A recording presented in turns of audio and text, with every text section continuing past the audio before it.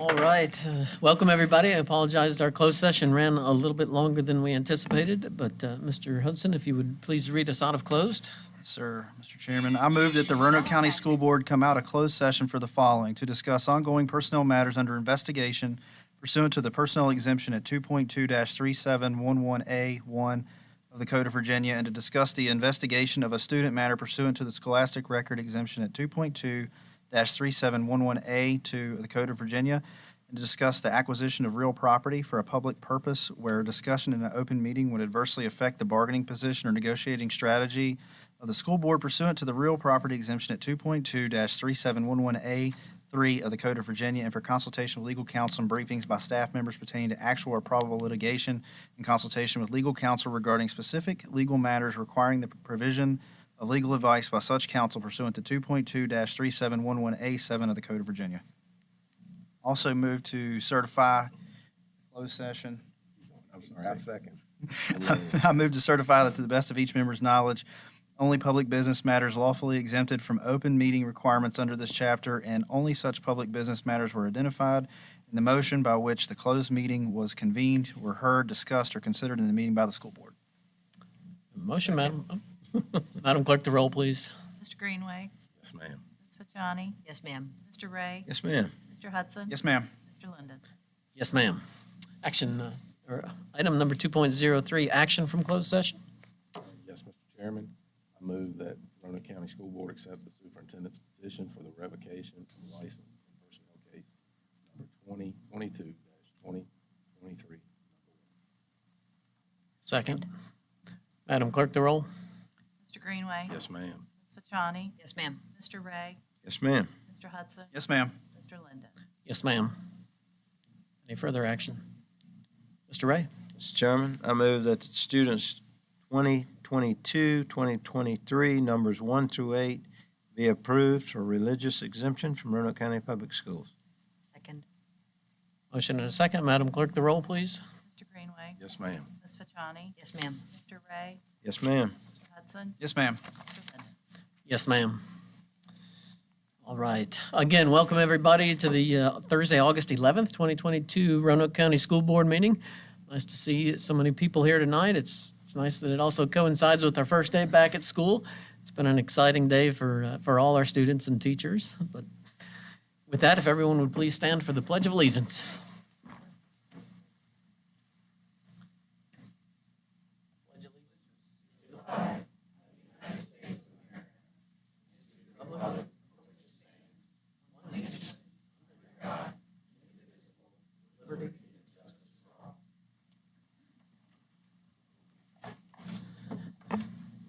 Item number 4, announcement of changes to the agenda.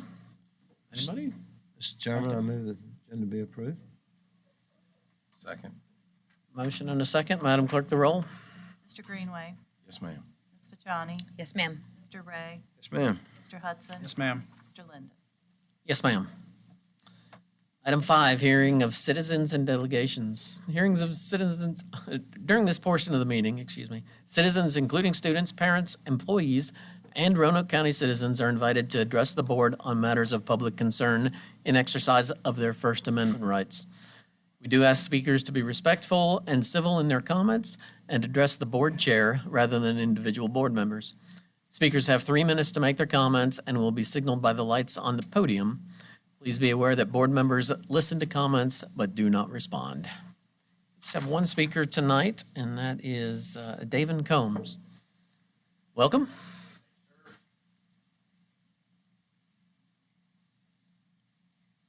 Awesome. Thank you all for your time. So I just wanted to come up today.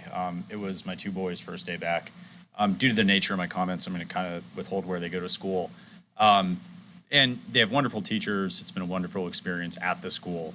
But when I saw where one of my son's classrooms was, my heart immediately sank. And I think this morning, I was debating still coming, and I spent last night looking over safety and security guidelines that you guys have been working on since 2013 and the additional 8 SROs that were hired. There was no SRO at the school. The county police officer couldn't even be bothered to park there to do reporting. And I'm sure if I look at the call logs, somebody would have been available. So it just makes me kind of question the reliability of those interagency partnerships. I'm going to avoid specifics that I saw at back to school night, just because these are recorded in public, but I'm happy to talk with any of you about them. The physical security, I think, in light of what we've seen in terms of patterns of these active shooter events, I don't personally believe as a parent is adequate, especially to protect, my one son, given his proximity to certain things within the school.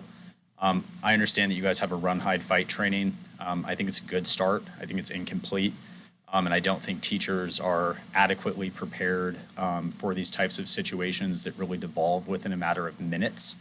And I think there's a lot of cheap, effective solutions that the board and your interagency partners, law enforcement, fire rescue, could come up with to make a more comprehensive safety plan for our kids. It's really sad that I'm even here having to make these comments, but I really think, unfortunately, with the nature of the world we live in, we all should be asking ourselves, if and when this is going to happen, and we should be proactive in ensuring that we minimize situations like Uvalde. And I think we have enough events to look at patterns where we can do some effective AARs of the school safety and security plan and come up with ways to improve upon the current planning. I understand not all of it's publicly available. I can infer what isn't pretty easily from reading what is publicly available, I think.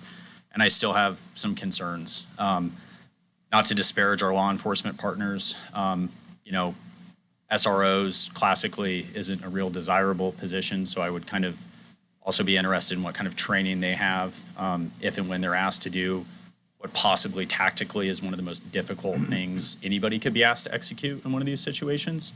And I think we should invest more in ensuring that our kids are safe because, quite frankly, I don't necessarily feel that my kid is safe at school, and that's a really sad place for me to be as a parent.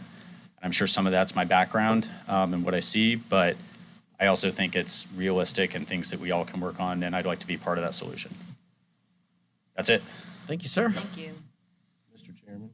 Yes, I know Mr. this isn't the norm, but can I ask which school? He indicated he would rather not say. I'm happy to talk about it in private. Okay. I don't want to agree. No, that's okay. Yeah. Thank you, sir. Thank you. My phone number. That's okay. Thank you. Item number 6, consent agenda.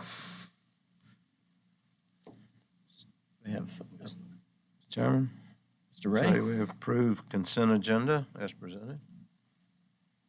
I'll second that. Madam Clerk, the roll. Mr. Greenway, Yes, ma'am. Ms. Fajani, Yes, ma'am. Mr. Ray, Yes, ma'am. Mr. Hudson, Yes, ma'am. Mr. Linden.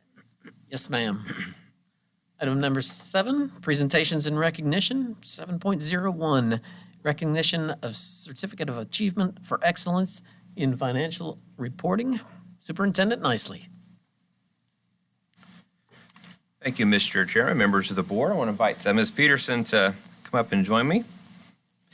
I'll read this statement regarding an award that Ms. Peterson and her team has earned on behalf of Roanoke County Schools from the Government Finance Officers Association.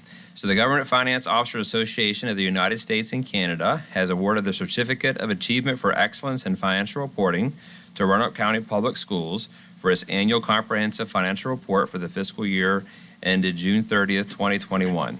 The report has been judged as by an impartial panel to meet the high standards of the program, which includes demonstrating a constructive spirit of full disclosure to clearly communicate its financial story and motivate potential users and user groups to read the report. The Certificate of Achievement is the highest form of recognition in the area of governmental accounting and financial reporting, and its attainment represents a significant accomplishment by a government and its management. So I want to congratulate and express our appreciation to Ms. Peterson and her team for bringing home this award for Roanoke County Public Schools.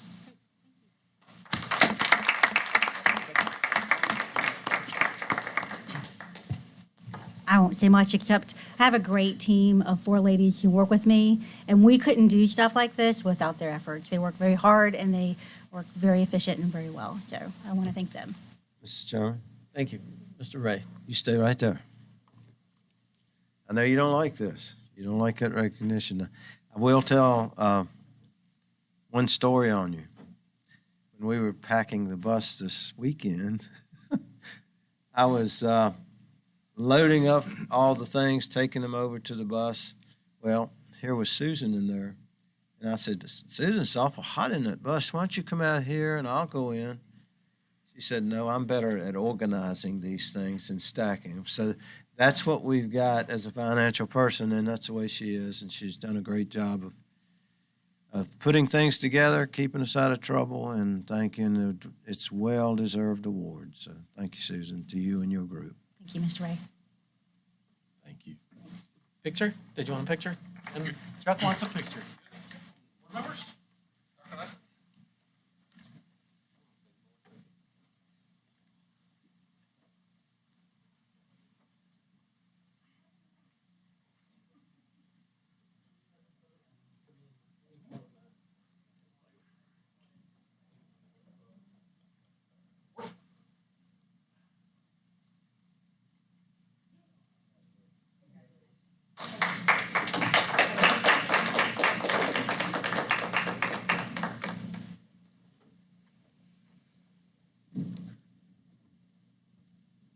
We are very proud of our finance team. Susan and that team do an outstanding job for us. So we never have to worry about them getting us in trouble.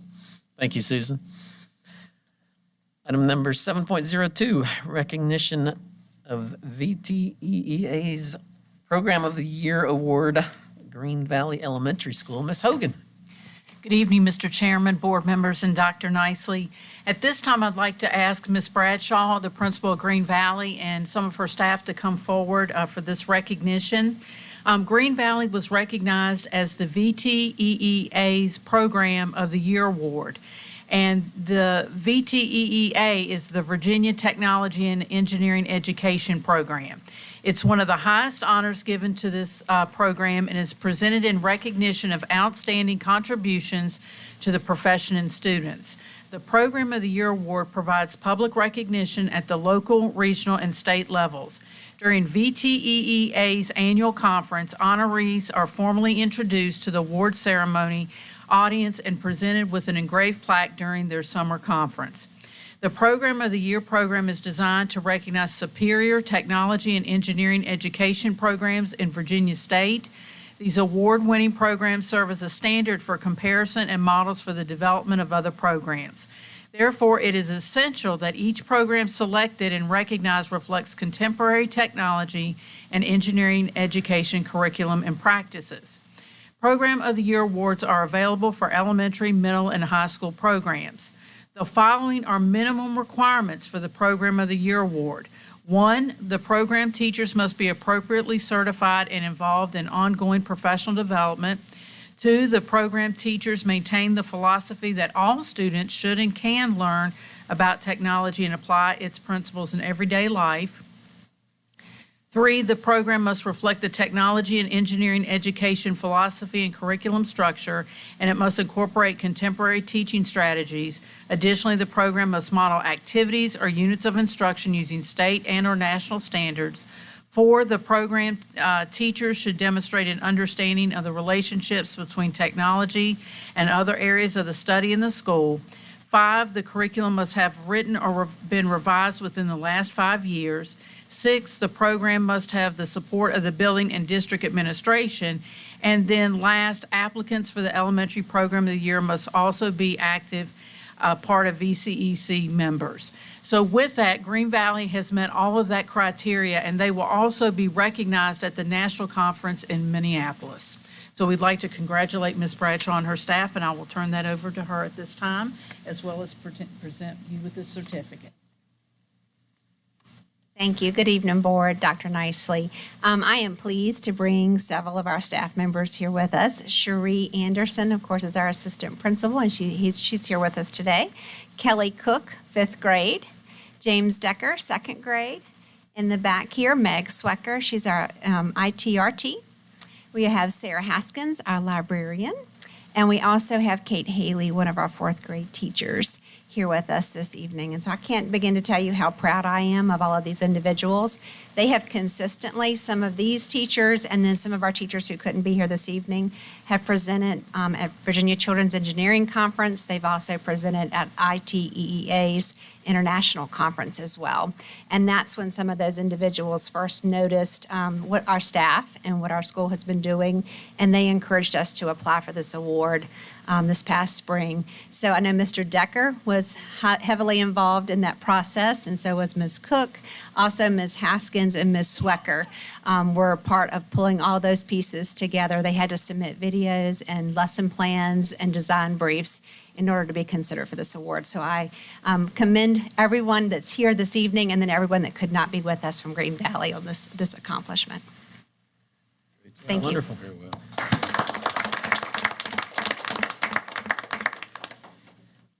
Mr. Ray? Yeah, oh, you, Y'all stay up here. Yeah, don't go.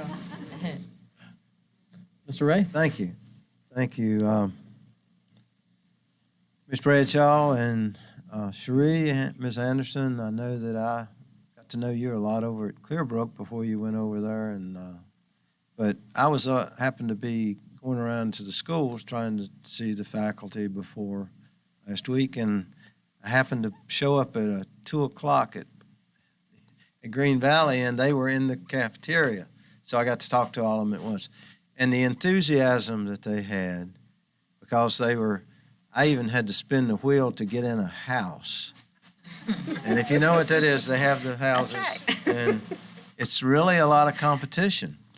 Well, I got in the winning house for the last year. So, I don't know if that'll help or not. But anyway, it was really fun. But to see the enthusiasm, and you can tell why you win awards, because you're working together and you're with each other and you want to do the best that you possibly can. And I think this just shows what you do and your dedication to Roanoke County Schools. And we certainly do appreciate what you do and what you continue to do. So thank you very much. Thank you.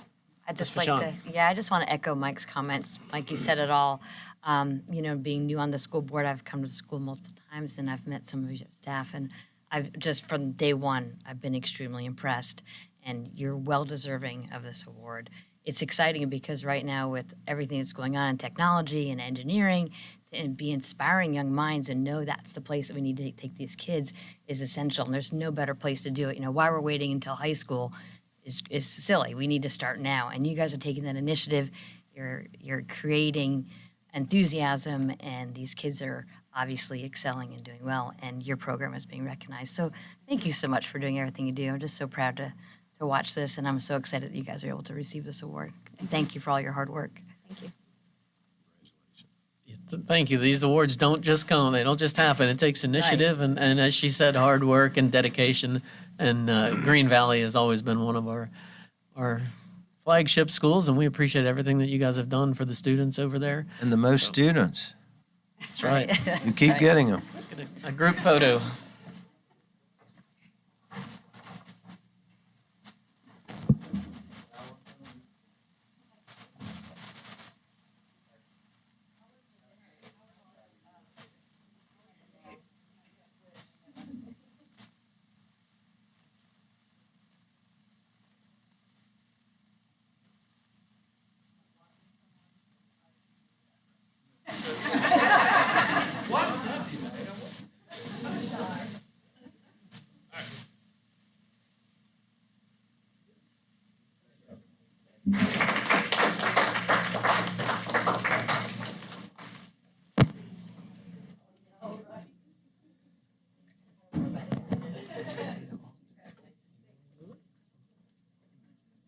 Are you going to go? Gotcha. I will. All right. Number 8, action items. 8.01, approval of delegate and alternate for the VSBA Delegate Assembly. Each year, school board is required to name a delegate and an alternate for the annual conference in Williamsburg in November. Do we have any nominations for a delegate? Mr. Chairman, I nominate you for the delegate. Second. Madam Clerk? Mr. Greenway, Yes, ma'am. Ms. Fajani, Yes, ma'am. Mr. Ray, Yes, ma'am. Mr. Hudson, Yes, ma'am. Mr. Linden? Yes, ma'am. And an alternate, I will nominate Mr. Hudson as the alternate. Second. Madam Clerk? Mr. Greenway? Yes, ma'am. Ms. Fachani? Yes, ma'am. Mr. Ray? Yes, ma'am. Mr. Hudson? Yes, ma'am. Mr. Linden? Yes, ma'am. Item number 8.02, approval of the signature and absence of the superintendent. Dr. Nicely. Thank you, Mr. Chairman. Local school boards may designate other personnel to sign or authorize Department of Education documents in the absence of the division superintendent. The Virginia Department of Education must be notified of such board action, and the authorized signature must be on file at the Department of Education before requests for reimbursement or other official actions that would normally require the division superintendent's signature may be processed. I request approval for Dr. Jessica McClung or Dr. Rhonda Stegall to sign in my absence, if so required. Very good. Does that require a second? Second. Mr. Ray seconds that. Motion and a second. Madam Clerk, the roll, please. Mr. Greenway? Ms. Fachani? Yes, ma'am. Mr. Ray? Yes, ma'am. Mr. Hudson? Yes, ma'am. Yes, ma'am. Item number 8.03, request to convert existing part-time positions to combined full-time transportation and nutrition positions. Ms. Peterson. Good evening. Gosh, I can't talk very well. Good evening, Mr. Chairman and members of the board again. As you're aware, we have struggled and we continue to struggle to fill our open positions for bus drivers, bus aides, and nutrition associates. Through the 2022-2023 budget process, we were able to build in incentives to help attract quality applicants and retain our valuable employees. This includes shifting pay rates by 7%, offering full-time health and dental insurance rates to nutrition associates, and offering a recruitment and retention bonus. Many years ago, a few employees were contracted as bus drivers, and in between their bus runs, would work in the cafeterias for a couple hours off of a timesheet. This practice ended in 2014-2015. Then, in 2019-20, we did try this type of a position again, a combined bus driver and nutrition worker position. We had a few takers, but they all eventually left. And due to lack of interest, we dissolved this position last year in the 2022 school year.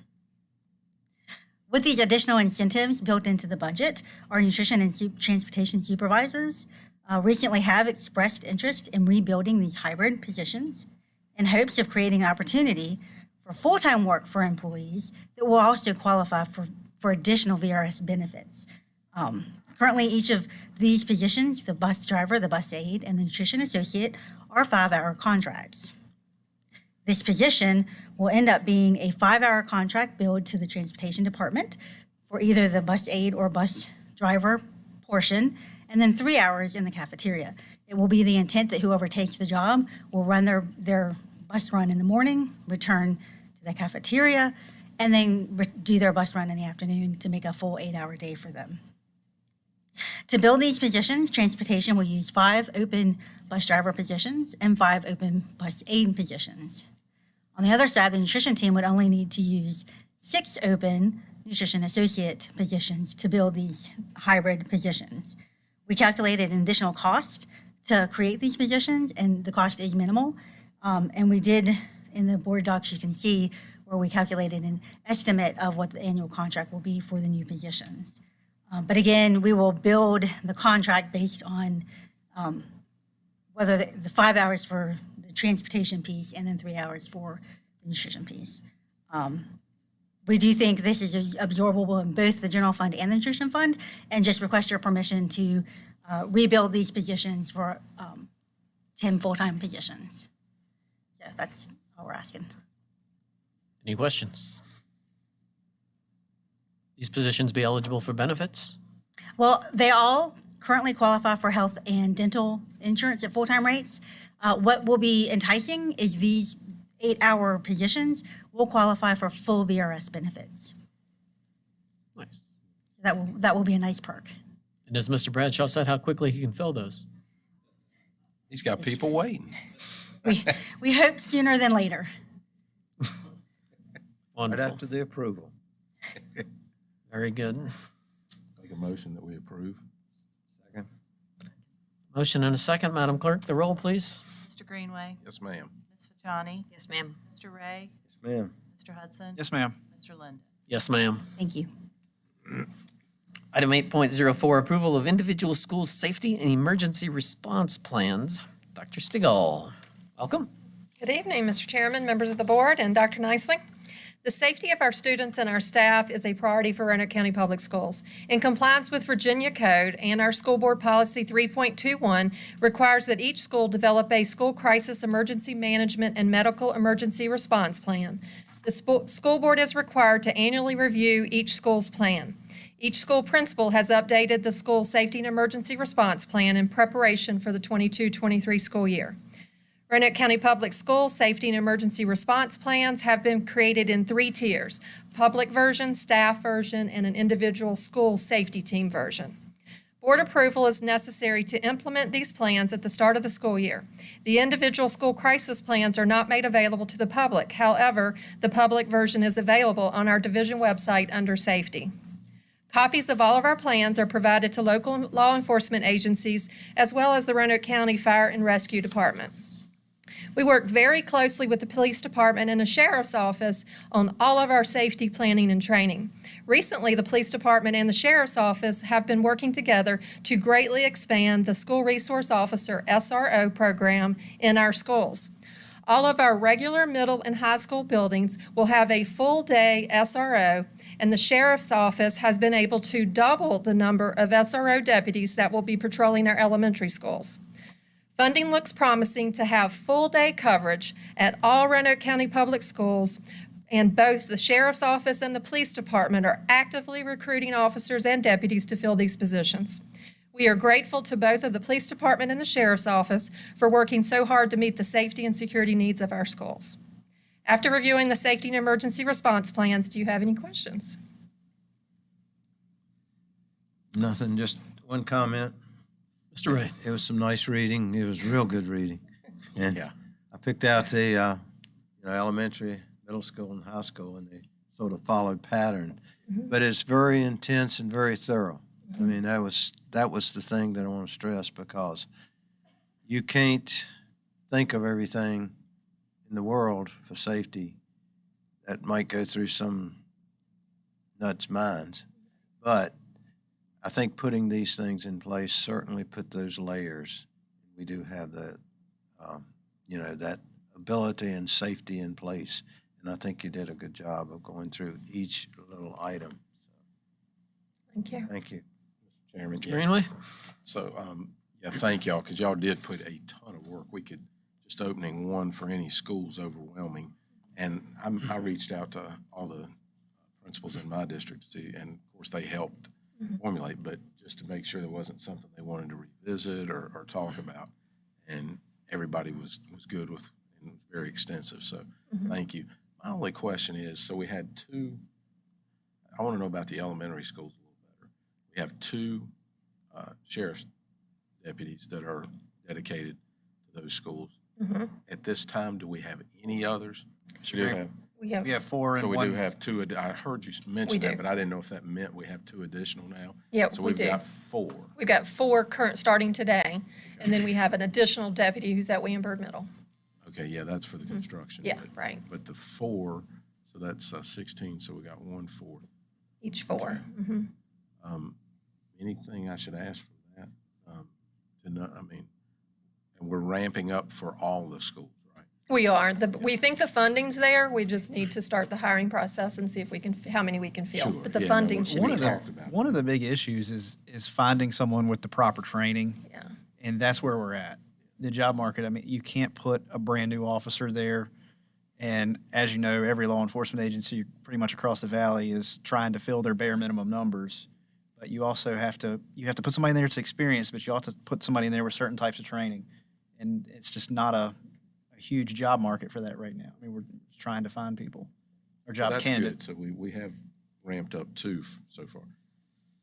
And we're Yes. getting there. We've agreed that we're going to put 1 in every school. So And we also provide one at Bird Middle for you guys, sheriff's office as well. So we actually have 5 of our guys right now. all right, is that That's the one in we- addition to the one for construction? No, the police department does not have one at William Byrd Middle right now. So But there's that's for construction. he is there based off of the salary that we approved back when the construction started. Okay. So once that construction stops, we will have to readdress. Hopefully, the police department will be at the staffing levels they need to be and be able to put a police officer back in. Gotcha. So when we get to that point, we can have that discussion. Yeah, thank you. Thank you. Chairman, Yes, Ms. Fashani. I think it's important to highlight the collaborative effort that's taken place between all these organizations. That does not always happen very easily, and it really has been a joint effort. There's a lot of work that happens behind the scenes. A lot of people don't understand it. A lot of things we can't comment on and divulge for obvious reasons. But I just think it's really important for people to understand that it has been all hands on deck. Everybody's in. Everybody has the same goal, and everybody's working together. And when you work together, great things can happen. And thank you for working hard on it. Oh, sure. Thank you. You know, I will just echo from today. You know, this morning we started off a little shaky with the event happening, and our police department, our sheriff's office, we had to flip-flop roles at 6 o'clock in the morning. They did it on an instant, and we had people where they needed to be, and it was a safety issue that was going on near one of our schools, but they just rebounded and covered it, and we didn't miss a beat. So if we didn't have the relationships that we have, I don't think we would be able to pull that off as easily. Mr. Ray? One more comment, and I may defer to Mr. Hudson, but, I know that the police, they got a grant, which, supplemented. But I want everyone to understand that if I'm correct, Mr. Hudson, it takes about 7 months to have these people in place. It's not something that can be done instantly. Is that correct? Correct. Theoretically, you're not going to put a brand-new officer right out of the academy and out of field training into a position like an SRO. You need somebody with a little more extensive background and experience. So you've got to backfill if you were going to hire full-time. But if you were to hire someone right off of the street as a part-time, you're going to have a 6-month academy, and depending on your field training, anywhere from a month to 2 months. Thank you. So we're going to get there. It's not going to be as quickly as we want it to be, maybe. But it should be done right. It Yeah. should be noted that it's not for a lack of organization and starting this very early on. It's a process, and it takes time. Exactly. You can't just throw any. Wish we had people available. Yeah, then we would staff from day one. Right. Yep, there's just not a lot of there's not a lot of candidates right now with those kinds of qualifications.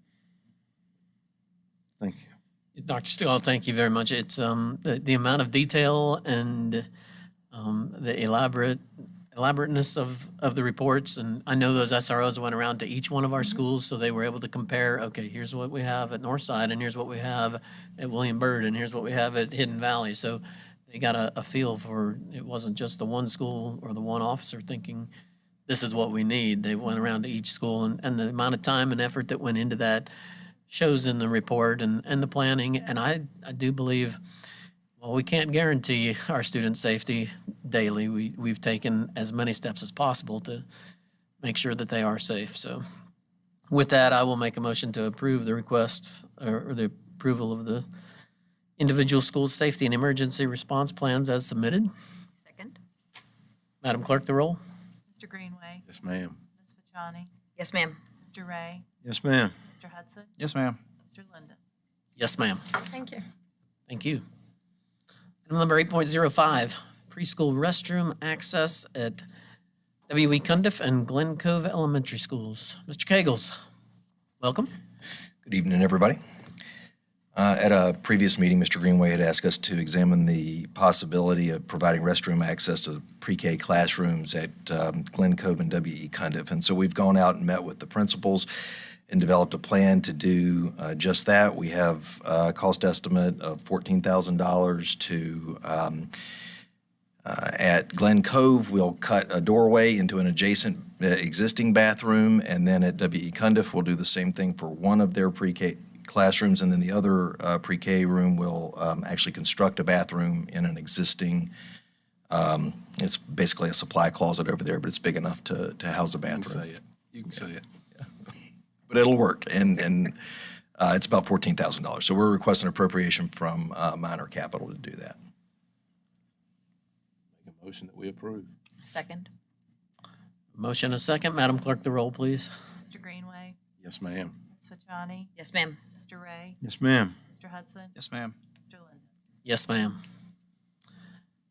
Number 9, information items. Permission to surplus trailers. Mr. Kegels. Yes, sir. We have 4 trailers parked out back here that we took out of Glen Cove, Clearbrook, and Back Creek. They're not suitable for reuse, and we're requesting permission to surplus those.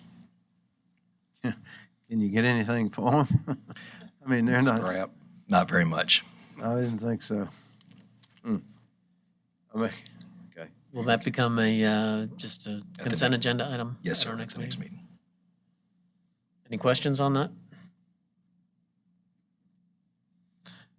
9.02, security fencing at Cave Spring Middle School and Mount Pleasant Elementary School.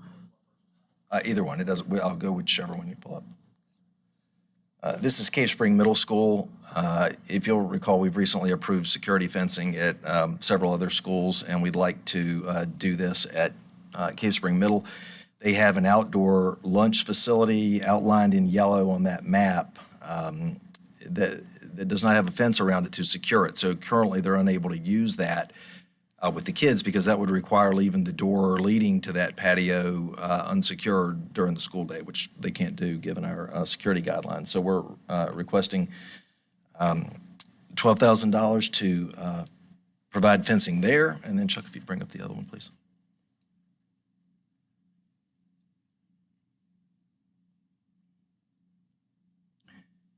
And at Mount Pleasant, we have around their track, there is no existing barrier between the track and the playground and the adjacent mobile home park. It's about 800 feet of fencing, and so we're requesting $35,000 to provide, from minor capital, to provide security fencing there as well. How high will that fence be? 6 foot, 6 foot black vinyl. It's actually 8 foot at Cave Spring Middle. There's a different type of fencing required there. Mr. Kegels, in the essence of time, do you need us to move that up? I mean, is that, have we got, I mean, because I'm assuming school's starting and there's no fencing. I'll leave that to you guys. Now, I will say getting fencing contractors out there and getting them started, we've already got them out to give us estimates, but actually getting them started, there's such a backlog with the folks that install the fencing that if it's now or if it's approved at the next meeting, it won't make any difference in terms of when we get it done. Any other questions? Thank you, sir. Thanks. Item number 9.03, an update to the RCPS local plan for the gifted. Mr. Williams, welcome.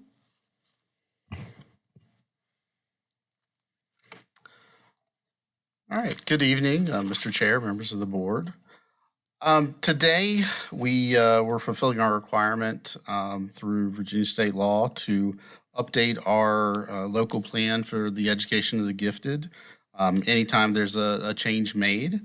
Wanted to give you some information on gifted this evening. We do have quite a few gifted students, more than the average for an area like this. About 6% of our students, 874 students, identified gifted. We have 5 teachers assigned to those students full-time, as well as the teachers that teach them working for them as well. We have an identification process that uses a multi-part matrix that involves ability testing, student academic performance, standardized testing performance, norm-based teacher and rating scales. And we have a fairly strict qualification here in keeping with national norms. Basically, we're looking for a composite IQ at or very near 130 to qualify. So these are some smart kids. In terms of characteristics of gifted students, a lot of folks, don't realize that gifted students, are definitely different than the average population. Obviously, they can grasp concepts faster than their peers. They have superior abstract thinking skills. They're often several grade levels ahead of their peers, more than 1 or 2. increased ability to see broader connections and link or apply learning across subject area domains, have superior metacognitive ability. They tend to have higher intellectual curiosity. They have a greater capacity for empathy because they're able to sort of put themselves in someone else's mind and kind of see from their point of view. And another thing that that presents a challenge for us and is something that we definitely can't deny is they are also prone to social emotional challenges because their intellect develops faster than their maturity, and they are more prone than the average student to anxiety, perfectionism, introversion. So it's not always easy for them, and so they require support for academics, but sometimes they also require support in other realms as well. So the purpose of this presentation is to talk about how the changes that we're making to the gifted program. And, to do that, we really want to first show you what we do in elementary. And Chuck, if you could play that.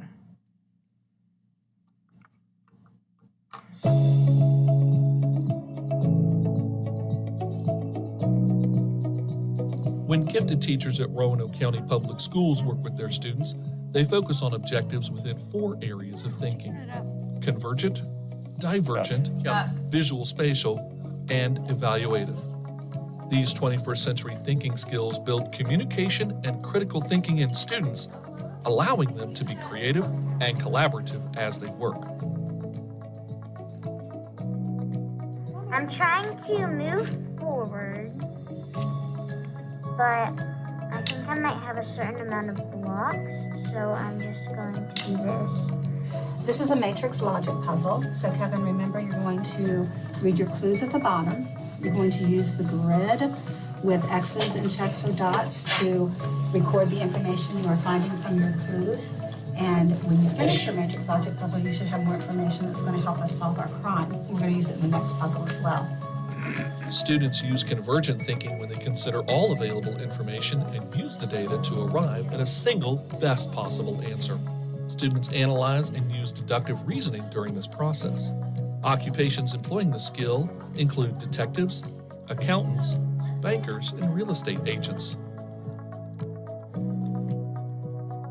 So the mazes were divergent thinking. With the hexbook mazes, they were divergent thinking because there was no right or wrong answer as long as you got the hexbug to the end. So you can make the maze any way that you want, as long as the hexbug makes it through the maze and all the way to the end. When students are able to offer many unique creative responses to a single problem, they're using divergent thinking skills.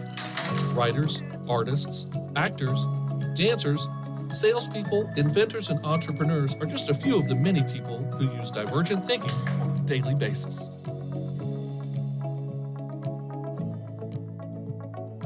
Today, the students were introduced to nanotechnology. So we are doing activities to investigate the use and size of nanos. In this activity, they have a challenge of creating something with grapes and toothpicks that represent carbon atoms and related to nanotechnology. While thinking visually, students interpret information and process visual images to solve problems. This might involve representing and generating non-linguistic information. Careers such as air traffic controllers, architects, engineers, city planners, and surgeons employ this thinking skill. Why is that 3? Because that's a blind alley. That's a blind alley. 3. Just a block. 3. Students use evaluative thinking by using a set of criteria to make decisions. Judges, lawyers, teachers, program administrators, and doctors use this skill daily. The first problem that I had was the legs were falling. And so I attached this together and these little things down here made it kind of stand up. And then the second problem was the straw was falling out. So I put a piece of tape on the end right there.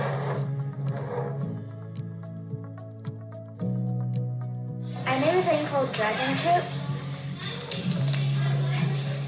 This is perfect cat food made from chicken and fish. This can is 25% off. Can't beat that.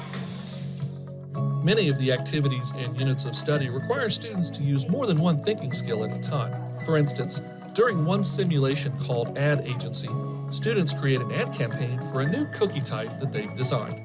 Through this simulation, students develop skills needed in life both inside and outside the classroom.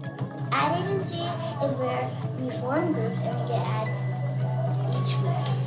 And we try to get the most money possible, and we compete against different groups. And the group who has the most money wins the whole thing at the end of ad agency. We will also be creating a cookie for a cookie company. They also want us to name the cookie and create a magazine ad, a billboard, and a commercial. And once we're finished with all of that, they will send representatives from the cookie company to come and judge our ads and our cookie. By focusing on these 4 thinking skills, gifted students increase their ability to collaborate, think critically, communicate ideas, be creative, and be good citizens. As students mature, these skills can be drawn upon to help them succeed in their future endeavors. So at the elementary level, you can see our gifted teachers are working directly with our students, and both in push-in and pull-out situations, really able to develop their thinking skills. And what we have not been able to do as much, for a variety of reasons, is provide that face-to-face service at the middle school level. And so what we plan to do, and first we looked at our belief framework. What do we believe in terms of middle school gifted instruction? First off, we think we need to take what they learn in elementary and build on it. Secondly, we have to, of course, go beyond the Virginia curriculum, the SOL curriculum. These students are well beyond that. Most of these students could pass, for particularly the reading SOL, on day 1 of the class, maybe day 1 of the class of the year before. So, we've got some great kids. But what's in red is really what I want to highlight. We believe that that differentiation should supplement gifted program, not be the gifted program. In the middle school, we've been asking our teachers to change what they're doing and work with these students in a different way to kind of get them where they need to be. But that's asking the reg ed teachers to do all the legwork there. And we're also saying that advanced courses alone aren't enough for our gifted students. The advanced courses alone just don't provide enough challenge. And so really what we want to do is augment that with face-to-face support. And so in terms of what's changing for this year, and this is the change we want to make in the local plan for the gifted, our previous model was more a model of differentiation and offering advanced courses. Our new model keeps all of that in place, but adds a full-time middle school gifted teacher that'll provide weekly pull-out service for middle school gifted students in place of some of the things that they've done before. We're really excited about giving more face-to-face service, giving more service to kids. Now, we didn't add a new position for this. We moved a gifted teacher from elementary to middle to make this happen. But part of the reason we were able to make that happen is we had 2 retirements this year, and we're able to use those retirees to offset the loss of that teacher at the elementary level. So the elementary support stays the same, and then the middle school gets additional support. That's I was really excited about that. So to give you an example of what they're going to be doing when they get with these students, think about when you would be learning this as a learner. They're going to use classical debate training to teach reasoning concepts, including instruction in logical fallacies and cognitive bias, as well as immersion in topics related to ethical dilemmas, both classic dilemmas and modern.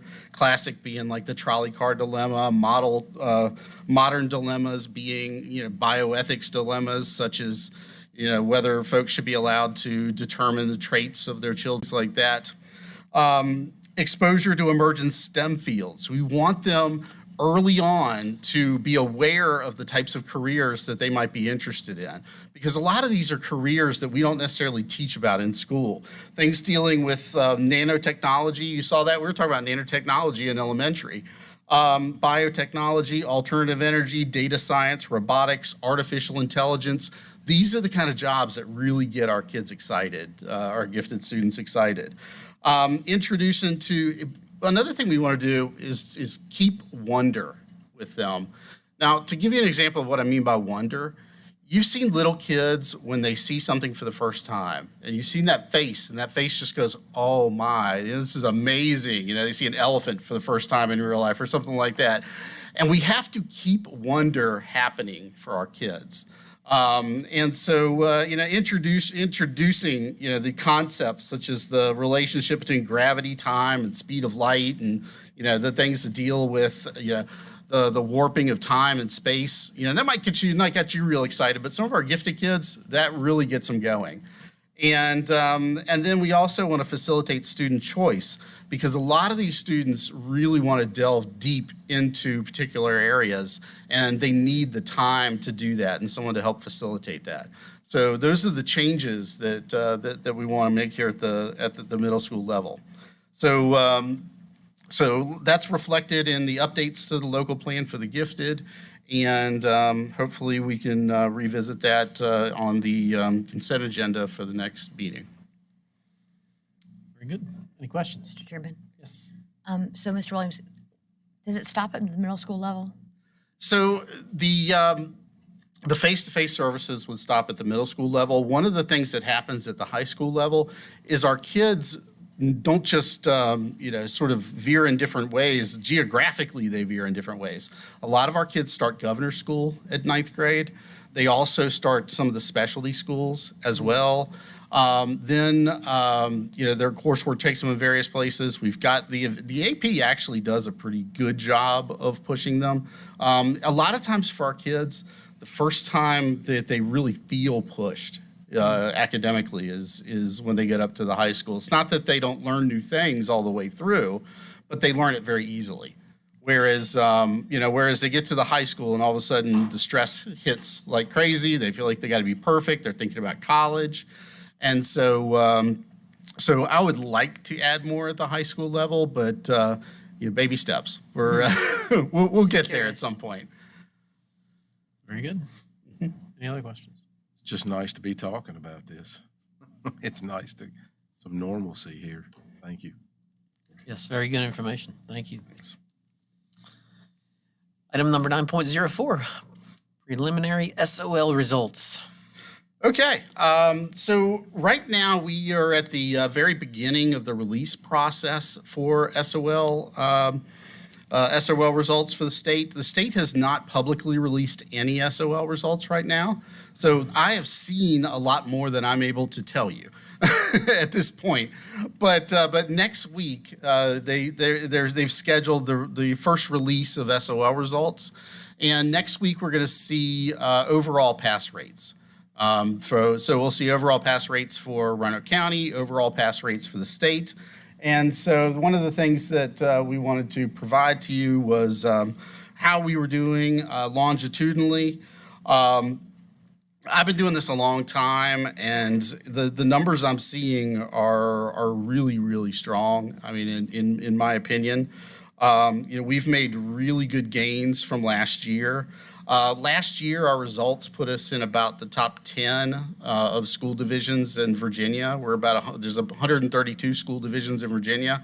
We were in that top 10. Whereas, this year we actually did a lot better than that. We did a lot better than last year. I also looked at, some of the projections for state averages.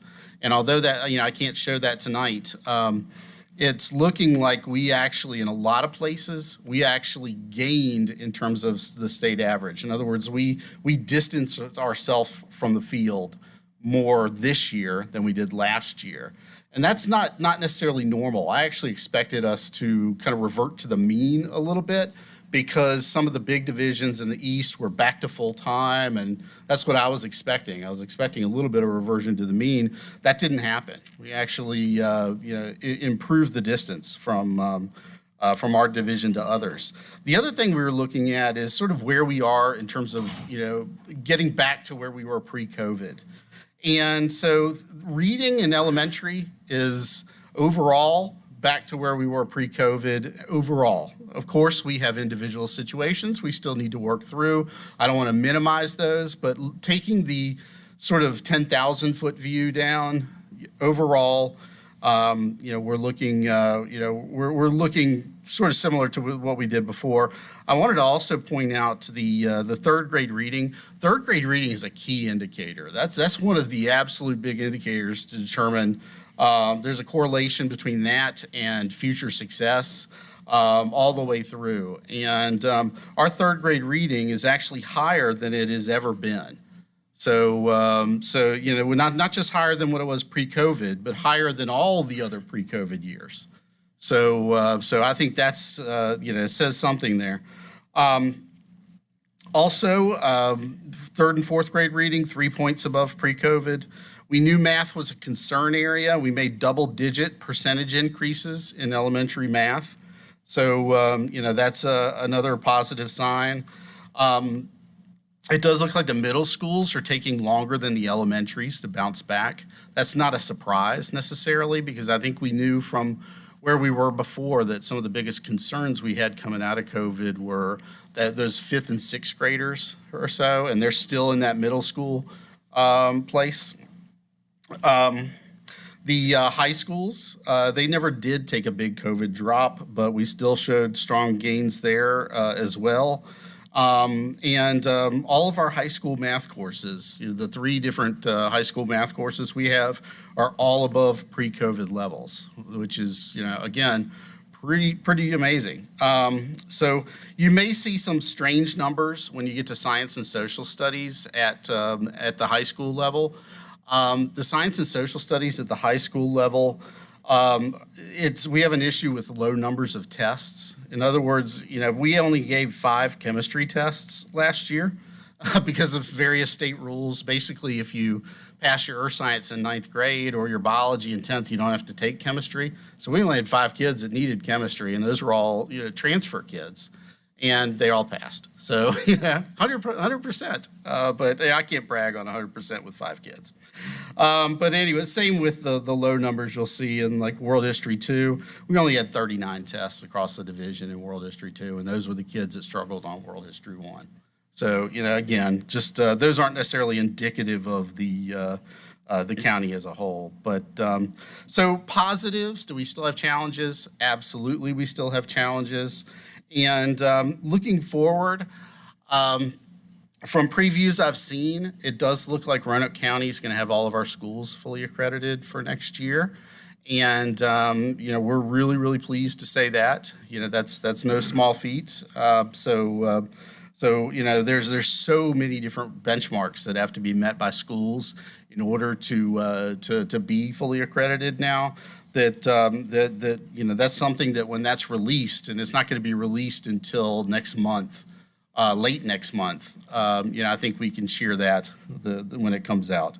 So we'll go over that. I'll probably be back next month and talk about accreditation. But just wanted to give you a preview of where we were. And like I said, the state's going to release this information end of next week. Wonderful. Now, in addition to that, just wanted to add one more piece to this presentation, and that's what we're doing with students that are still struggling. And the next PowerPoint.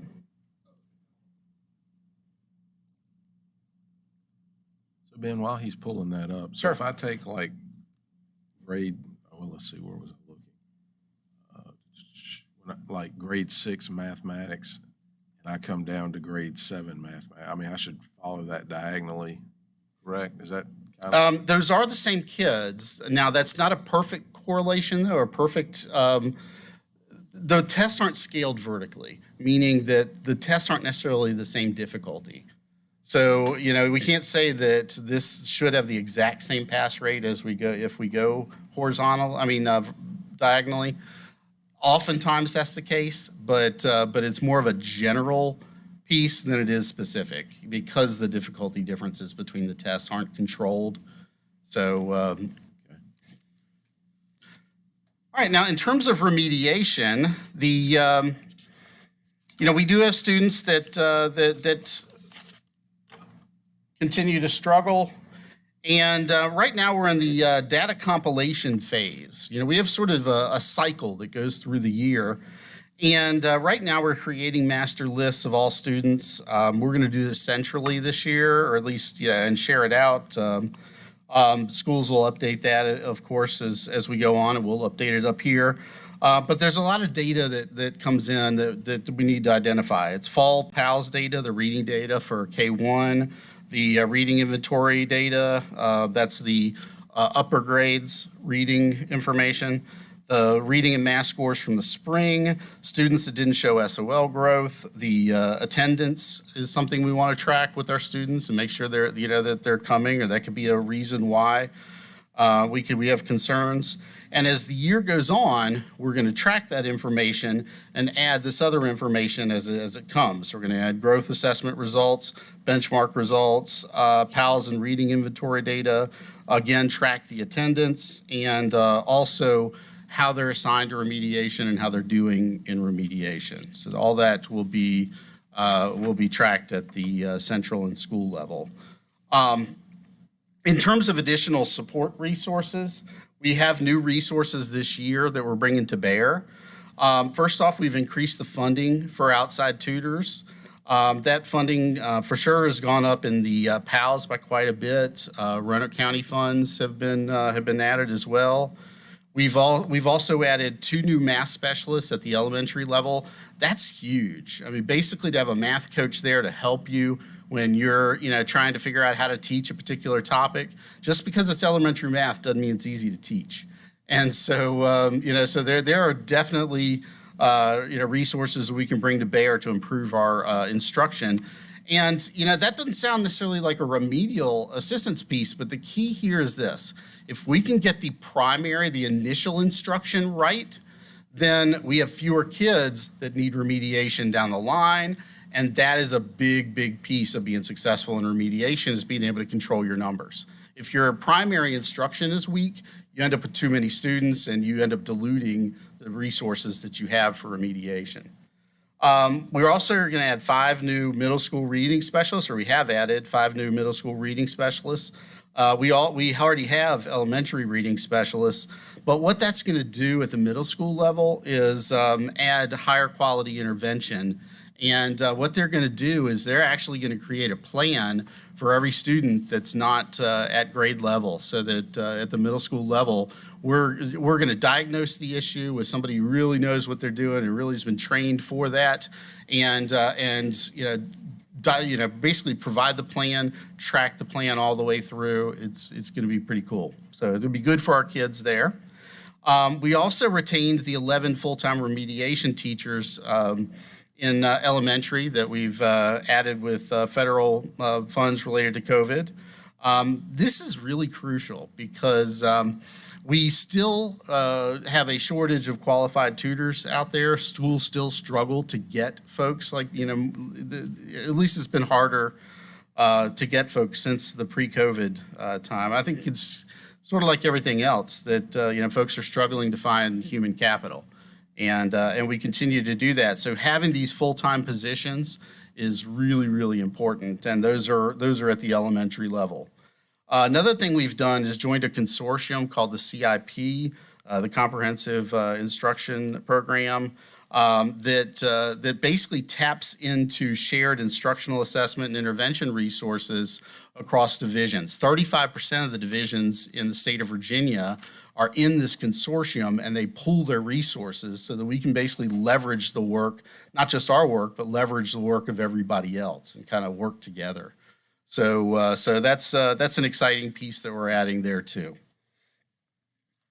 Also in process is that we're monitoring the tutor hiring right now. One of the things that we'll do is determine who's been able to basically fill their tutoring positions, their part-time tutoring positions, volunteers, et cetera. Who's been able to fill those positions, and then we're going to take stock of who is struggling. And then we're going to need to supplement the areas that are struggling to to fill those positions. And so right now, we're kind of keeping track of how that's going. It's a little early in the process at this point, but in the next month or so, that's going to be in full swing. So we should be we should have a good idea where we need to add supplemental support there. Fall data acquisition, we've got a lot of transfer kids in. We need to find out about them. We've got new English language learners. We need to find out about their language and what they need. And we're also tracking back with principals on plans for remediation, how they plan to use the remedial funds they have, how they plan to structure it in the school day, as well as scheduling meetings with them throughout the school year. So we typically meet with them about quarterly to go over all the data with them. I know there's been some interest in high dosage tutoring. We did a pilot in spring of 2022. The goal of the pilot was basically this. We met with vendors. We looked at the model they were using. The model they were using is quite expensive. I'll tell you right now, it's if we follow the research-based minimum guidelines for high dosage tutoring for a student, it runs about $2,250 per kid. Okay, so you can imagine there's only X number of kids we can tutor with, in that way before we run out of money very quickly. In fact, if I use the numbers I've got, the rough numbers I've got, you'd be talking over $3 million there. So our goal was to determine, is this a model we could do with our own teachers? And basically emulate that model for less money, essentially. And here's what we learned. Now, we did it with a group of students from about 4 schools. Some of the schools had a lot of difficulty finding parents that would participate. A lot of their parents said, "Yeah, my kid's behind, but I don't want to put them through more."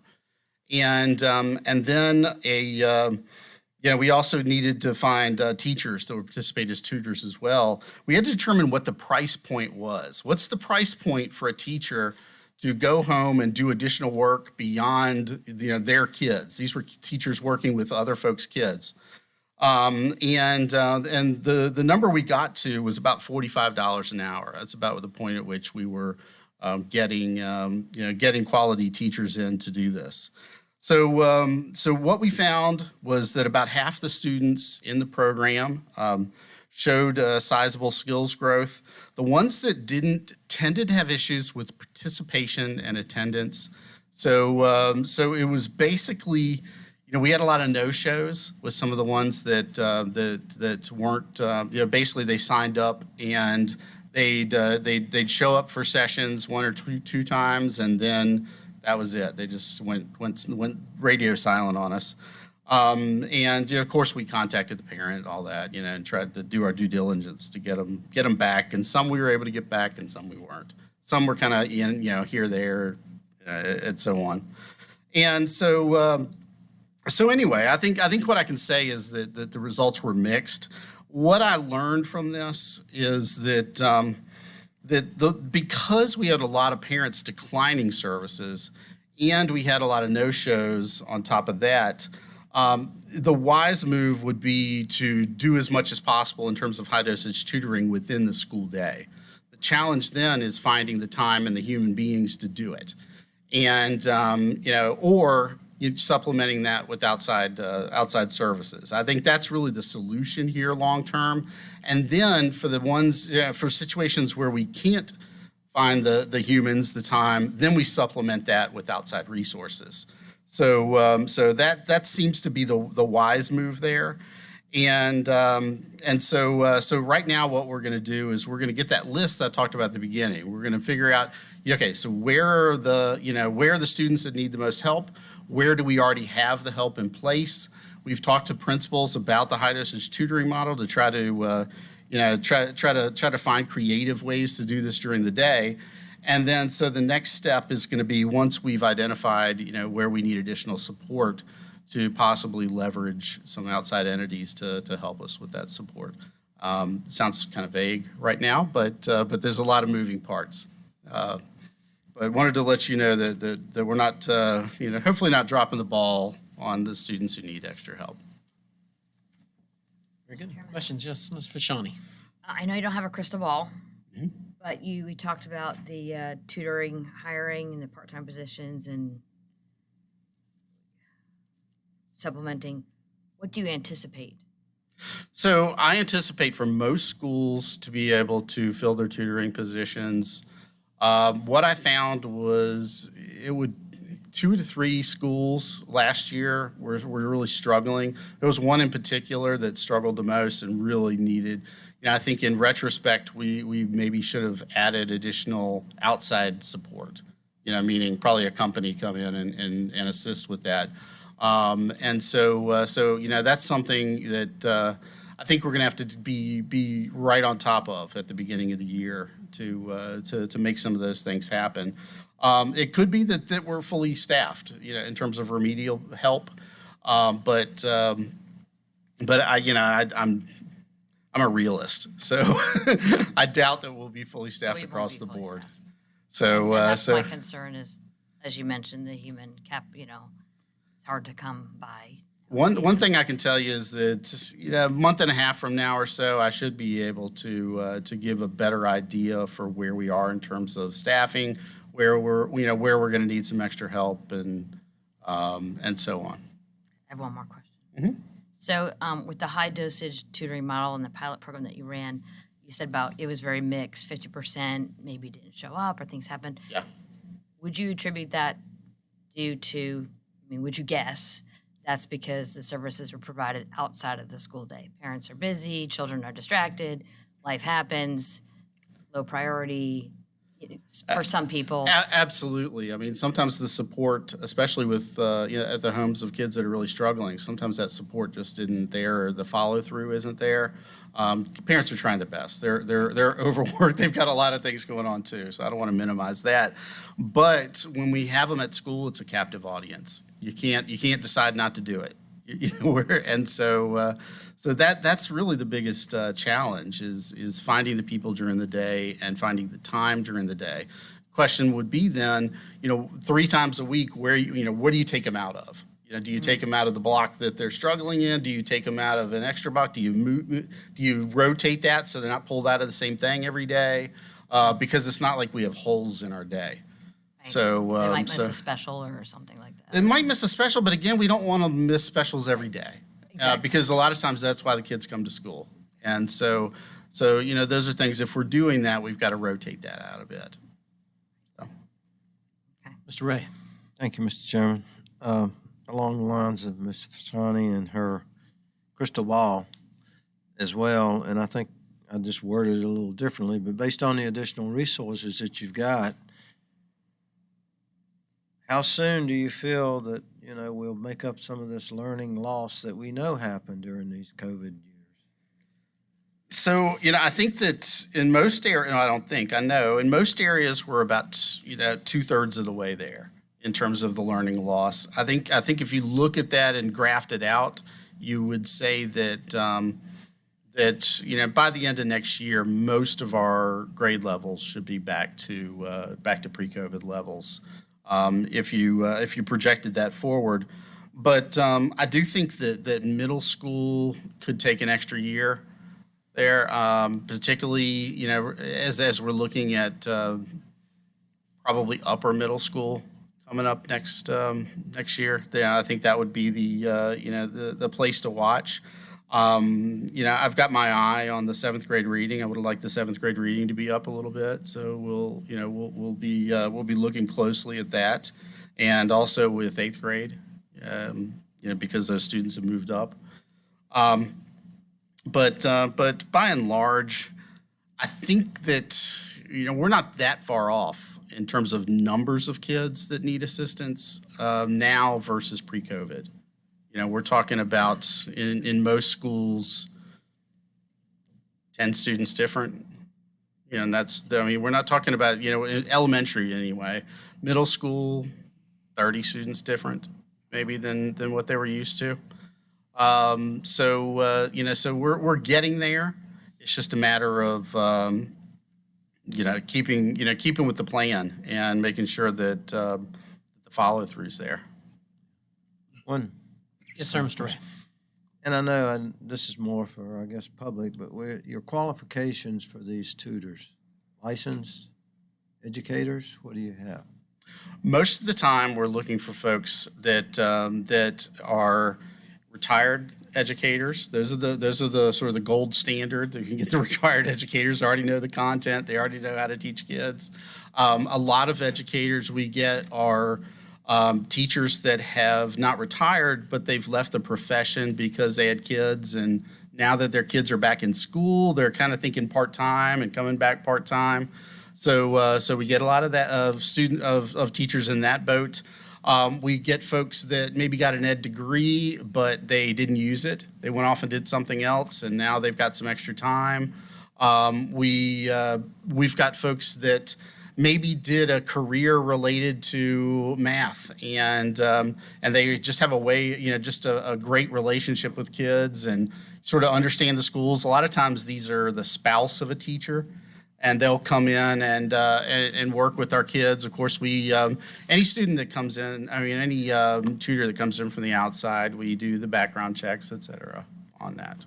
So we make sure that they're qualified to do what they do and have a good relationship with them. We're watching them closely to make sure that that's happening, and watching closely to make sure we've got the needle moving too. The kids are showing growth. That's the quality piece is important. Thank you. Mr. Hudson? Thank you, Mr. Williams, for your report. It's good to know that we're top 10. That's great. And I think our staff is what makes the difference there in getting us where we're at, from your leadership down to the teachers and tutors. And I guess what I want to ask is, what can we do as a board to help facilitate you in your position to get where we need to be?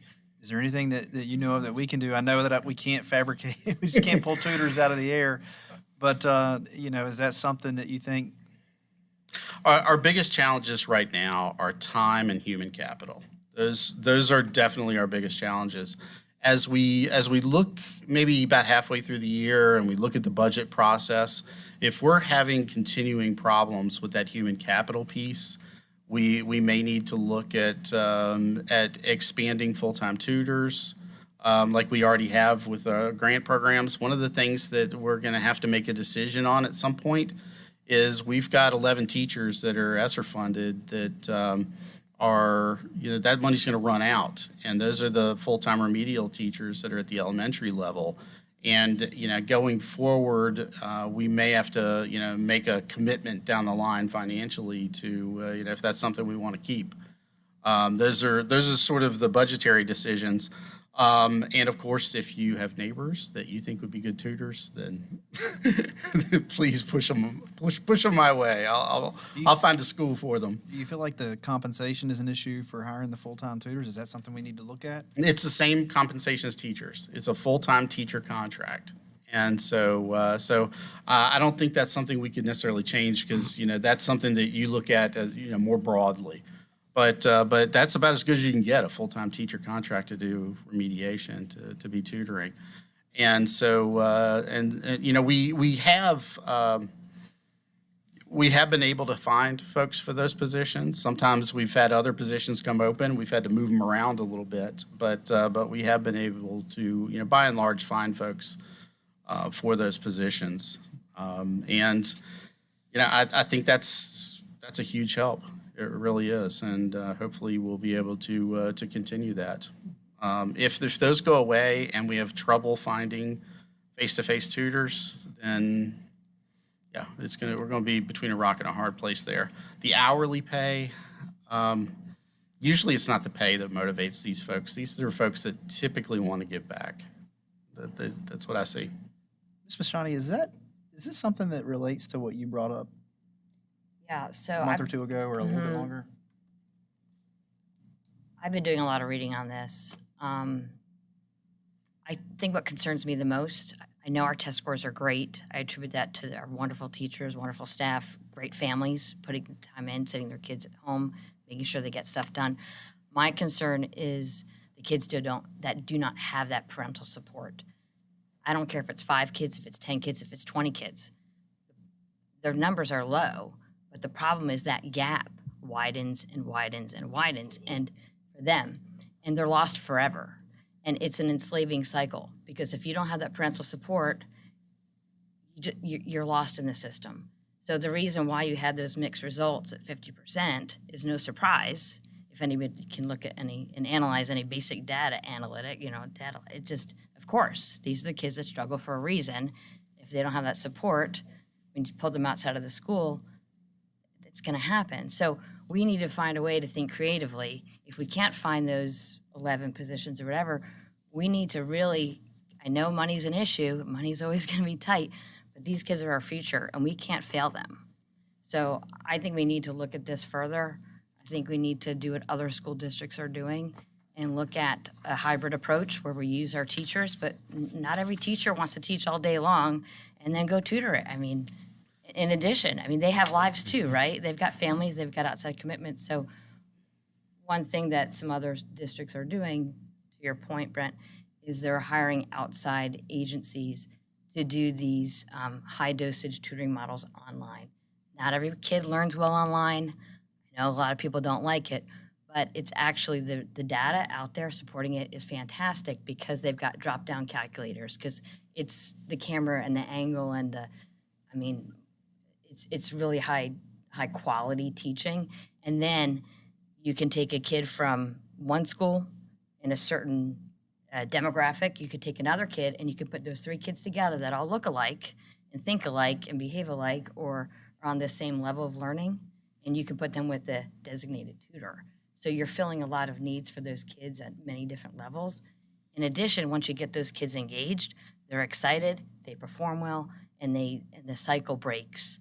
Beyond that, what's really amazing is now you've got this piece of technology and it's video recorded. So that kid can go home with their parent or by themselves and look at that video lesson and say, oh yeah, I remember how to do that. I missed that. And those are the things that technology, although a lot of people don't want to embrace online learning, it really does have its benefits. And we saw that over COVID. Again, not every kid benefits from it.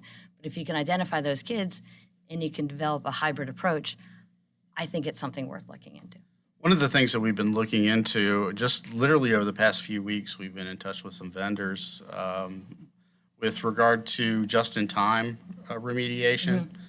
And several school divisions around the state have invested in contracts with companies where basically within about 90 seconds at 3 o'clock in the morning, you can pull in a tutor to help you with whatever you're working on. And literally it's online, but these are U.S.-based tutors that are basically there on call. And you can think of your kid maybe in math who's been it's late at night, there's nobody to call, or it's after 10 o'clock, you wouldn't call anybody, and maybe their friends don't know aren't there to help, but there are services that can be contracted to fill those just-in-time gaps. Mm-hmm. And a lot of times those are the things that can also keep that slide from happening and also offset a parent that maybe is not prepared to assist as well. So that's an intriguing area to look at as well. Very good information. Mr. Greenway, yes, sir. Just real quick, to piggyback off of what Cheryl and maybe Brent was saying here. One thing we did, we all got a nice letter from Mr. Weimer, if we remember, discussing this very issue. So I hope if you're listening, Mr. Weimer, you're seeing that we're getting back to normal, and we are. Mr. Williams has put in a lot of time, which is obvious with the data you've driven and brought to us. So we appreciate that. But to the points over here on the gaps, and Mr. Weimer said in his letter, we don't get a lot of mulligans on these students. And that's true. And I don't think it could be any more true than it is in this time post-COVID, trying to bring these kids back. I may be off the rails with this question or ask, but I, for one, worry more about the at-risk students, the students that Cheryl talked about, maybe the poor, the less engaged from the family aspect. Is there a way that we can go into these schools? I mean, the teachers know, right? Is there a way we can go in and assess? this is wonderful data, and it sounds like most of our kids are coming back, and that's all wonderful, but most is not, catching those bottom feeders that we need to push up just a little bit. Is there a way to go into these schools and say, and I'm sure you're identifying them or something, but finding these, and maybe that's part of what you spoke to on the 30 in the school, whatever. Yeah, so the first piece is the data collection on the students, which is going to tell us who are the students that are struggling. So I'm going to be able to tell you every kid in every school is struggling, okay? And then on top of that, I could give you the demographic characteristics and say, not only is this student struggling, but this student's missed X number of days. This student is disadvantaged, free and reduced lunch.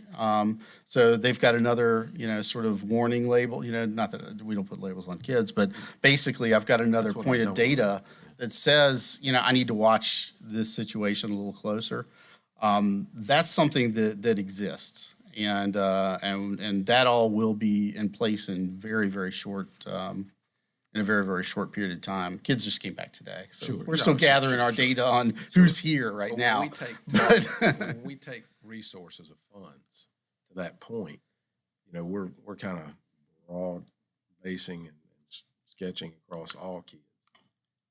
I'm wondering if the need isn't there to say, okay, we have this amount of funds allocated. 25-30% of these kids never even hit a bump in the road. Mm-hmm. They get it. To come down and make those funds, not to say we exclude them, but if they need it, they need it. But I'm just saying those funds are targeted more for those specific. What I do with our local funds, and I know that some of the other folks do this as well, is with our local remedial funds, I don't give out those funds per student at a school or even in any equal way by school. What I do is I actually run the percentage of free and reduced lunch students at the school, and the schools that have the highest amount of poverty get the most money. So it's all proportional to the poverty. So, and unfortunately, if you're at a place like Bonsack, you don't get much money from me. If you're at Cundiff or someplace like that, you get a lot of money from me. I mean, maybe 5 or 6 times what the Bonsack might get. So yeah, it's we already do some of that right now. Okay, thank you. Can I add one more? I just want to thank you, because I know this is a lot. It was a long presentation, which is right up my alley. I think the most important thing we need to remember as the school board is that we're here to serve the children, every child, the ones that are gifted, the ones that are in the middle, and the ones that are struggling at the bottom. And we need to lift everybody up when we can. And it takes a lot, it takes a lot. But we need to, most importantly, use the money, the remediation money, effectively and efficiently. Because if we don't, we're not serving anybody. And I hope we continue to remember that. That's the most important thing. How do we use this money? How do we do it effectively and efficiently? I can tell you last year we went into red on remediation money. So. We spent it all. We should. I could think of worse things to go in the red on. That's right. Outstanding information. Thank you, Mr. Williams. Thank you. Thank you for all that. Was it possible you had talked about if we don't have this might happen. Is it beneficial to start to look into how we might fill those gaps if we need to with outside tutoring agencies? We're literally doing that right now. Okay. I mean, like I said, I've been already meeting with vendors. Okay. Yeah, One day on for the this job, year. You don't have the information. One day. I can tell you, high dosage tutoring through your typical company is going to run you about $75 a student per hour. Think about the money. And if it's Orton Gillingham instruction, we're talking north of 100 a student per hour. I mean, we're talking big money. So that money goes quickly. So ideally, we'd like to be able to get as much done as we can with our folks and our resources during the day, so we can target that kind of money to the folks that need it the most. And that's even with group planning, group lessons? So what are you talking with for 3 typically you don't have more than 2 or 3 even in a group. The more students you have, basically, the less effective you're going to get, and also the less targeted to their individual needs. So you might be able to have a double up in some cases, but we can do that with our own teachers too. So it's, it goes, like I said, it still goes away pretty quickly. Yeah. Thank you. Thank you. Item number 9.05, request to accept $4,832 in community grants and donations and appropriations for purchase of school supplies. Mr. Lionberger. Thank you. Good evening, Mr. Board Chair and members of the board, Dr. Nicely. As you all know, last weekend we held our annual Load the Bus for Kids school supply drive. And we, of course, do this in partnership with our friends over at Roanoke City Public Schools, Salem City Schools, and Craig County Public Schools. And I want to take this moment to thank all of the teachers, administrators, central office staff. Susan, stood back here, she spent a long time on the bus. Everybody who came out to support the largest annual school supply drive in the Roanoke Valley. Most importantly, I want to thank all of the bus drivers who worked throughout the weekend on those hot buses, sorting supplies and helping us unload all those supplies on Monday. You don't really appreciate how heavy notebooks, paper, and crayons are until you have to unload them from a bus. If you have a moment, I do encourage you to go into the gym to see all the supplies that we have. Right now, we're in the process of getting those distributed out to the schools for students. It looks like we had a very successful year. I will have a better idea of just how much we collected the next week or so. On top of all of that, we must say a huge, huge thank you to Walmart. Without the support of Walmart, without the support of the managers, assistant managers, coaches, and staff at all four of our Roanoke area stores, Bonsack, Clearbrook, Salem, and Valley View, none of this, and I mean none of this, would be possible. We've been doing this in partnership with Walmart for more than 20 years now. You stop and think about 20 years of support. That's a tremendous amount of support for our students. But Walmart's support for our schools goes even further than just hosting Load the Bus each and every year. We are fortunate to receive grants from the Walmart Community Foundation. So this year we received $3,500 in 3 separate grants. This, combined with cash donations that we received last weekend, brings the grand total amount to $4,832. And tonight, staff recommends the approval of these local grants and donations and appropriation of $4,832 from the Grant Fund Grant Contingency for the purpose of school supplies for students. We'll be using this money, looking at kind of what kind of supplies did we not get enough of, so we can go and supplement that, and then also get some additional supplies for students. And as I have said all during Load the Bus weekend, every single pen, pencil, and crayon stays right here to help kids in the Roanoke Valley. So thank you, Mr. Chair. Wonderful. That'll be a consent agenda item, Yes, I sir. assume. Any questions? One quick one. Yes, sir. Well, first off, thank you for everything. I mean, it's amazing what you do, and I'm sorry I couldn't be there again this year and again from last year. We had quite a few family issues going on. But could you take that money, this is just a thought, could you take that money, break it down by schools, and let the principals have those for supplies for the kids? The stipulation for the grant is that they are for school supplies, and given that these are grants coming from Walmart, we want to make sure that we're hopefully can use some of it via Walmart, but that's something we can entertain. Sure. I mean, I can have discussions with Dr. Nicely about that. We talk about a lot of times in here, you know, the PTAs having to go buy the supplies or buy paper and I'm thinking that's all going to the kids. But maybe it needs to be more targeted. I just thought just a thought. Yeah, Dr. Nicely can have a discussion about that, absolutely. Sounds good.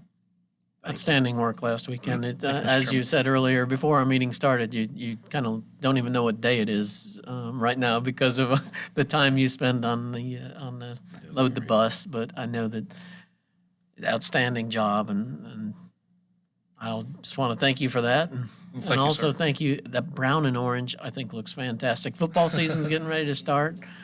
Brown and Well, orange you know, looks I have really- to say I was a bird this morning, so I have my bird. It's technically Clemson. I knew. I was going to say. Go Browns. You know, I well, figured you know, it's you know, my daughter is at Clemson right now, so it does give a convenient opportunity to pick up a Use few them both. logoed items, shall The we yellow say? T-shirt under Superman? Is that what it is? Well, you know, It's Clark it's been a lot Kent of work somewhere going on under there? lately, so You did spend a lot of time on a bus. Yep. Thank you all. Thanks, Chuck. Item number 9.06, school nutrition community eligibility provision. Ms. Peterson.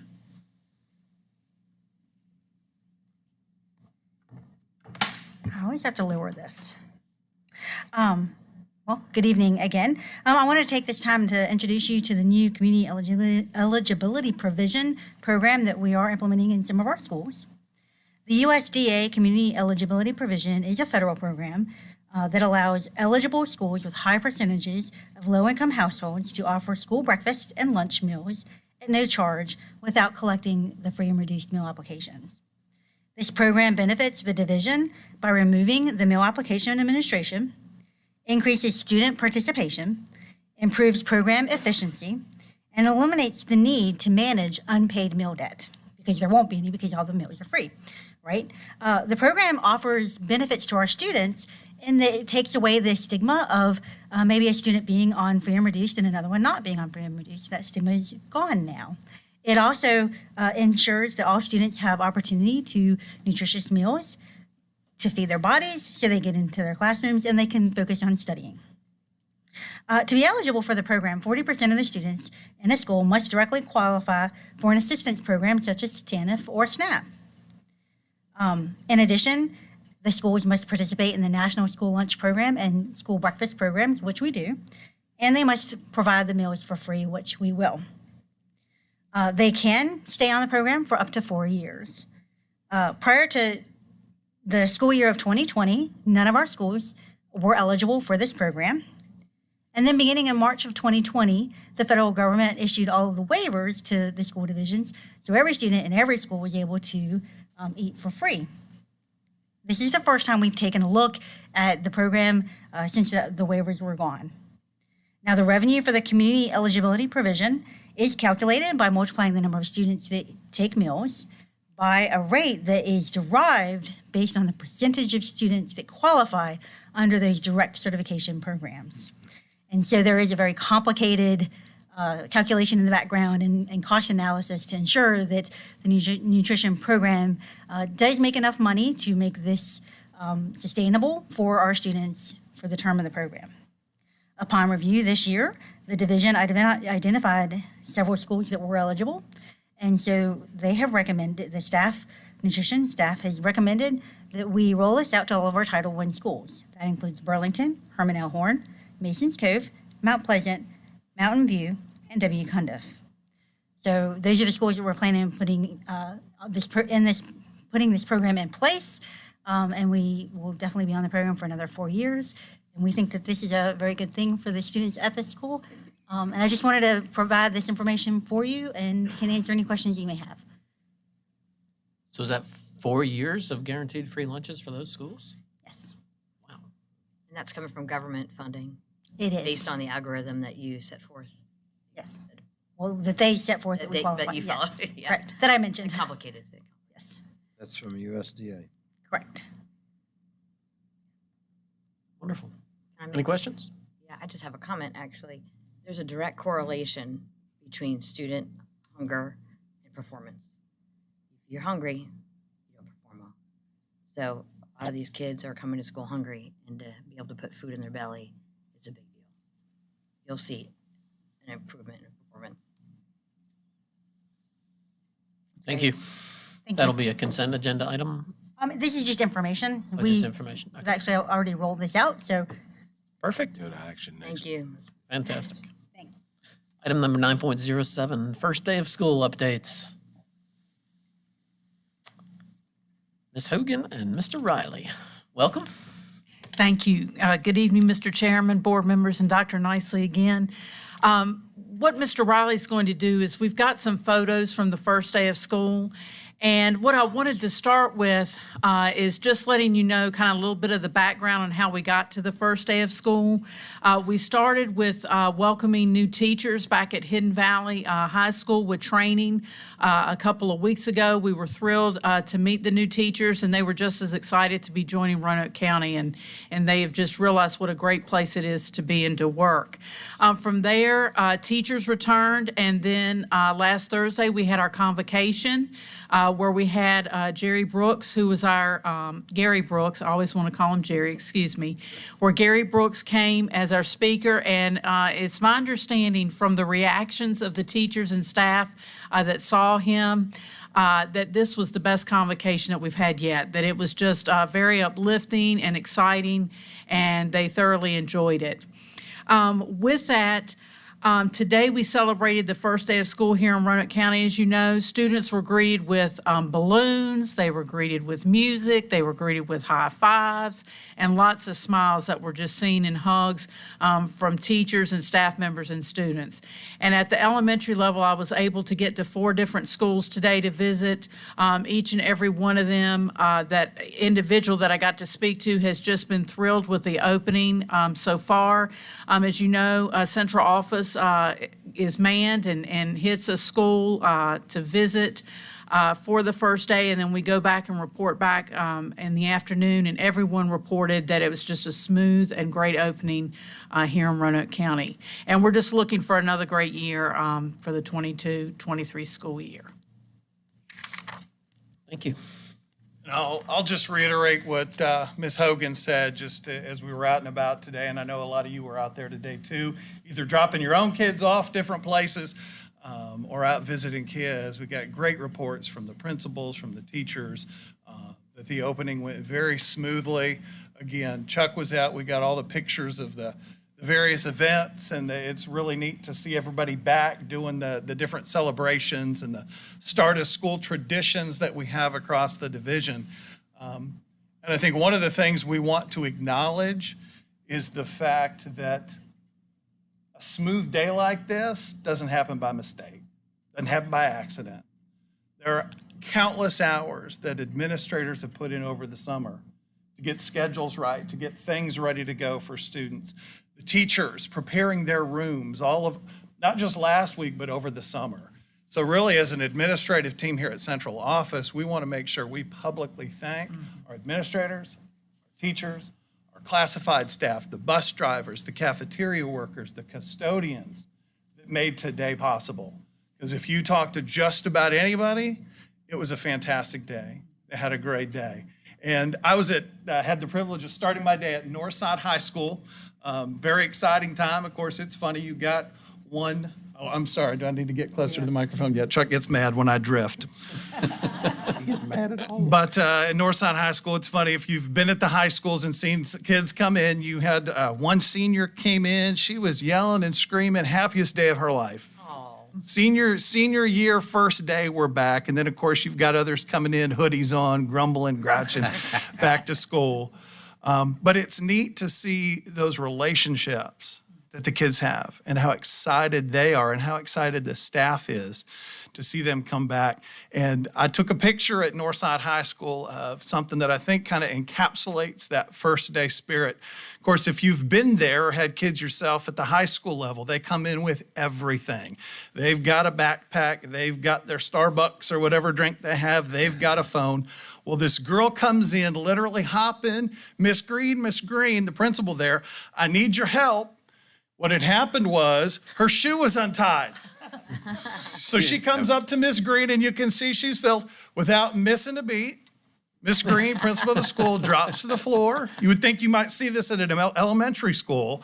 You got a high school principal tying a shoe. And what that demonstrates, one, is the relationships our staff build. The fact that this girl, first day of school, comes in, her shoe's untied, and what's the first thing she thinks of? Miss Green, can you help me?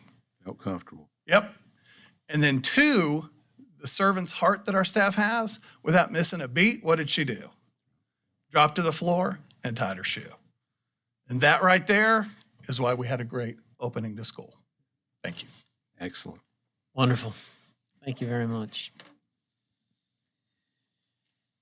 All right.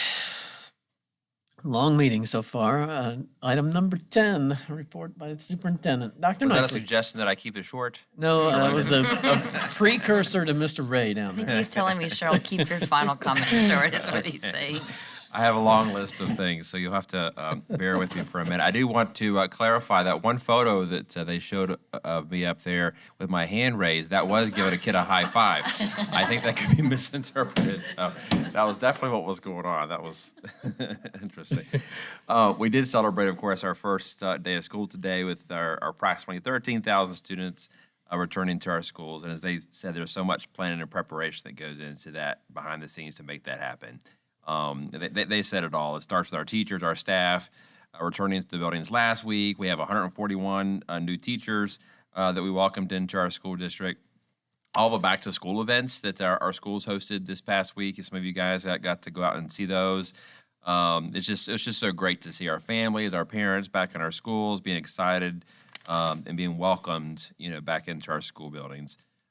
We did start the day at Penn Forest. That was planned for today. That was just the school we chose today, and of course there was some activity in the neighborhood. But despite all of that, Ms. Griffin, as you saw, came out with all the teachers with their music, their smiles, greeting the students as they exited cars and buses. Got to go over. I was invited over to the Top Terrier Pep Rally, so we got to see that and just all the school pride that goes into that. And then I did finish my day over at Northside, and I did see Miss Green, and I told her my shoe was untied. Could she help me out? And I was just kidding though. So, but she got to laugh at that. She did. So, no, they did such a great job over there. It was such a great day, and I want to thank all of our principals, certainly our teachers, our staff, everybody who just worked so hard to get ready for our students and launch what I think is going to be a great school year. Speaking of kicking off our new school year, we have lots of positive comments and feedback from our teachers and everybody who were able to attend the 2022 faculty convocation last week. Our speaker did set a positive tone of working together, treating everyone with dignity and respect. It was just a great message. I want to thank Mr. Riley, Ms. Hogan, Mr. Lineberger, all of our convocation committee for putting it together, as well as our students who came out, providing music and cheering on our teachers. It was a great morning. Also want to thank Mr. Lineberger and all of our principals and teachers and bus drivers and central office staff who came out last weekend to volunteer their time for the school supply drive with Load the Bus. It was a great success. We do live in a generous community, a great community, and so many people, gave out of their hearts to either donating cash or donating supplies to help our students in Roanoke County. And just appreciate everybody's efforts to make that happen. Dr. Stegall highlighted our safety plans earlier in the meeting. I want to thank, along with her, Roanoke County Police Department, the Sheriff's Department for all their efforts and truly coming together to provide SROs with our schools, keeping our schools safe. And I just can't say enough about how important this is and how grateful we are to have their support. The Roanoke County Education Foundation has another fundraiser, by the way, scheduled for this coming Monday, August 15th, at the Chipotle at Tanglewood from 5 to 9. If you grab one of the flyers that Mr.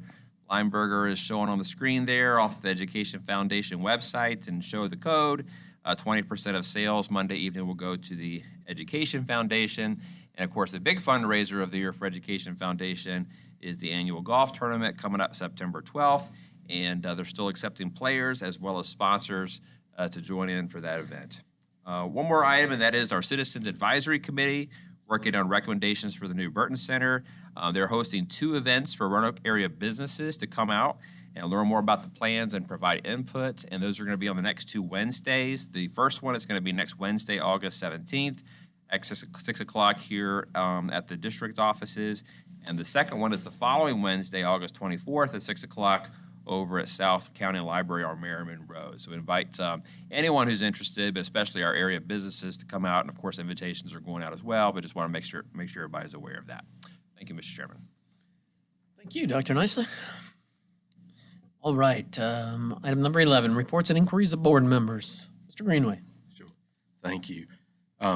So obviously the big things, the school start. I mean, thank y'all so much, administration, staff, principals, teachers, bus drivers, nutrition workers. I mean, it really is amazing. The one thing, probably the most amazing thing was the first year I was on the board to see that, you just don't think of all the pieces that have to come together. And it's amazing what y'all do over a 2-month period to start it all over again. just amazing. So thank y'all so much. What a wonderful start. Couple things of note. William Byrd, the construction's going well, but they were without air on Monday, and we're worried about that. But in this day and time, we certainly couldn't go without air. We expected it, but they got it back in order, and everything started there well. Got the numbers while we were in this meeting from Angela for the. It's interesting. I ask each of you to take a look at it, and I know we always go up from here, but if I'm not mistaken, and I don't have it open now, but Cave Spring Elementary actually has the most students now, then Green Valley, then Cundiff. So now Byrd is still like almost 100 students more, than I guess it's Cave, and then our middle school has similar numbers. Hidden Valley dropped below 800. Glenver went above 600, I think, for the first time, which is interesting. So it's when you get those, just take a look. It's kind of interesting numbers to look at, but and it always goes up a little bit each year. We have 5 classes in 5th grade, as I mentioned, in Cundiff. So you got around 100 kids in one room being taught at that school. So, I hope we'll keep our eyes on that. It seemed like there was a few more students per teacher there than I saw at a few other schools. So, and I'm not sure if that's consistent or not, but, and maybe, the numbers will change a little bit. Chuck, I've already mentioned you did obviously a great job load the bus. You do it every year, and it's a wonderful project. And I can't think of a more communicable, charitable way to give back to a community than what you do in that time of coordinating that. So thank you. And if you could, on the Education Foundation, if you could send us out an email or something on these, I know we want to get something together for the golf, but also the Chipotle to let folks know in our area that that's happening. Somebody hit me with an idea this week, and I'm just going to pull it out here as a way to generate some revenue for our school system. Buses in the city, you'll see them drive around town, and they have ads placed on them, and they get a lot of revenue generated from that. Now, I know we'd have to be careful with this in some respects, but we've got, how many buses do we have across the district? We've got 100 billboards. How much? 155? 155. We've got 155 billboards riding around Roanoke County every day. What would companies pay to have a sign on the back of those buses? And at first I'm thinking, you can't do that. And I'm thinking, well, why can't you do that? There's probably a few stipulations and regulations. We'd probably have to, and maybe even have to go through the attorney. But I'm thinking that would be a great way to source some revenue back in. So, if we could think about it, talk about it a little bit. Yeah, just an idea. Convocation, great speaker. It was wonderful. I didn't hear anyone say a negative word about convocation, and we're actually excited and engaged and enjoyed that. And so thank you for bringing that together, Dr. Nicely. It was truly a wonderful time. SROs, the gentleman spoke, and I don't know why I asked which school, but I wanted to know because we're so passionate about these schools being covered and getting those situations rectified and corrected. So to that gentleman, we will, I don't think there's a more committed board to see that these items are taken care of in whatever fashion they can be for security and safety. We had the extensive plans here, and know the 2 or 4 SROs that we have are not enough, are not adequate, but we're getting there, and we're going to do the best we can so that we have as many folks out there as possible. Last item I would like to ask, and I don't want to forget this, is are we meeting in October, a joint meeting? Have you gotten any indication when our next joint meeting will be for BCAT and for moving that forward and for funding from the Board of Supervisors so that we can continue to plan and get these schools My discussion with Mr. Mahoney last week was that we will be meeting at the end of October. Okay, good deal. Thank you. That's all I have, Mr. Chairman. Ms. Fashani, Well, I've talked a lot tonight, so I'll try to keep it short, David. one last thing, right? One last thing, yeah, that's my line. So welcome back. I want to thank all the staff, the administration, the teachers. Really, it's not easy. I know it's not easy because when you're a planner, you understand all the pieces that go into place, and I'm a planner. And I know it was a coordinated effort, and I know everybody worked hard. And I just want to say thank you, really, from the bottom of my heart. Greatness doesn't happen by accident. It takes a lot of work, and it definitely showed off today. I reached out to all my schools, and I got excellent reports from all the principals and the staff, and they said it was just a great and fantastic day. And I just loved hearing that all the kids were happy and excited to be back in schools, and that really warms my heart. There's, in the presentation that Mr. Williams made tonight, was it Ben who said? Yes, the gifted program. He said something that struck me, and I think I want to remember this, so I wrote it down. Wonder. And I think we need to keep the wonder alive. And it's so important because as a kid, you look up at the clouds and the sky. I remember the wonder before going to school in the morning and smelling all my paper and my pencils and that excitement.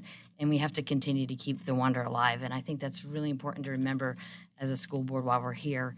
And we're here to serve our kids so they can grow and become leaders and purposeful humans in this world. And we can do that by keeping the wonder alive. So I thought that was just fantastic. Green Valley Elementary, I'm so excited for them. Thanks again for everything that you did. That was an excellent award. They worked really hard on that, and what an amazing thing that they've accomplished, and they'll continue to do great things. Rhonda, thank you for everything that you've done. I know you've been working really hard, collaborating and calling 1,000,001 people and getting it all done, and it takes a lot of work. And it takes someone who's a good communicator, and you're really skilled at that, and it's important, and we really all appreciate that. To the gentleman that came tonight and spoke, as a parent, I hear you. I remember those days dropping off my kids, and I still drop off my kids, and I still hope that they're going to be safe at school every single day. I think we're doing our best. I think we have Brent here who's an asset, and I know that Brent will end up probably reaching out to him, and I'd be happy to reach out to him too. I think it was really great that he stepped up and put himself out there and said, listen, I've got concerns, but I want him to know that his concerns are our concerns, and we all wouldn't be up here serving if that wasn't the case. I think it's really important that we continue to go down this path that we're going, and that's to make our schools as safe as possible. The last thing I want to say is the tutoring, that high dosage tutoring. I know our schools are doing great. I know we've hit some great marks with the SOLs. I just think we need to keep pushing forward because although these scores are here, the kids that are continuing to come up will probably struggle because they were at home during COVID. The language learning wasn't there. The learning acquisition, the speech, the production with the masks, everything as a speech language pathologist. I've been reading about this and we will continue to see it. So it's not just going to be a 1 year, 2 or 3 year thing. This could be a long-term thing. So we have to continue to remember that these kids are probably going to struggle and we have to have the resources in place to handle those needs. I won't talk anymore, David. But one more thing. No, sorry, Chuck, that I missed the bus thing. I was out of town, and please, next time, like on a Monday, I could have been here helping you load those buses, do whatever. Please reach out to me and let me know because I'll make sure I do not mind sweating in a bus one bit. So, okay. Thank you, Ms. Fashani. Mr. Ray. Okay. Thank you, Mr. Chairman. As I drove around the Buck Mountain Road in Merriman this morning and saw the police cars there and the lights flashing about 6:30 this morning, I thought, oh no, what in the world have we got happening here now? And how is it going to affect our opening day at Penn Forest? Well, you wouldn't even known it happened. Miss Griffin did a wonderful job keeping everything together. Chuck was over there. Dr. Nicely got there. And the communication with the police officers and being able to understand the magnitude of it and what actually was up to date. And I think the news media were more interested in what we were about opening the school. But it went very smoothly. After that, it was just great. And I can't thank enough for our police department and what they did and how they rectified the situation and de-escalated the situation to where it didn't affect the opening. The parents were there. They were smiling. The kids were smiling, giving high fives. And so it worked out. And I owe it a lot to our principal that got it all together and looked beyond the situation.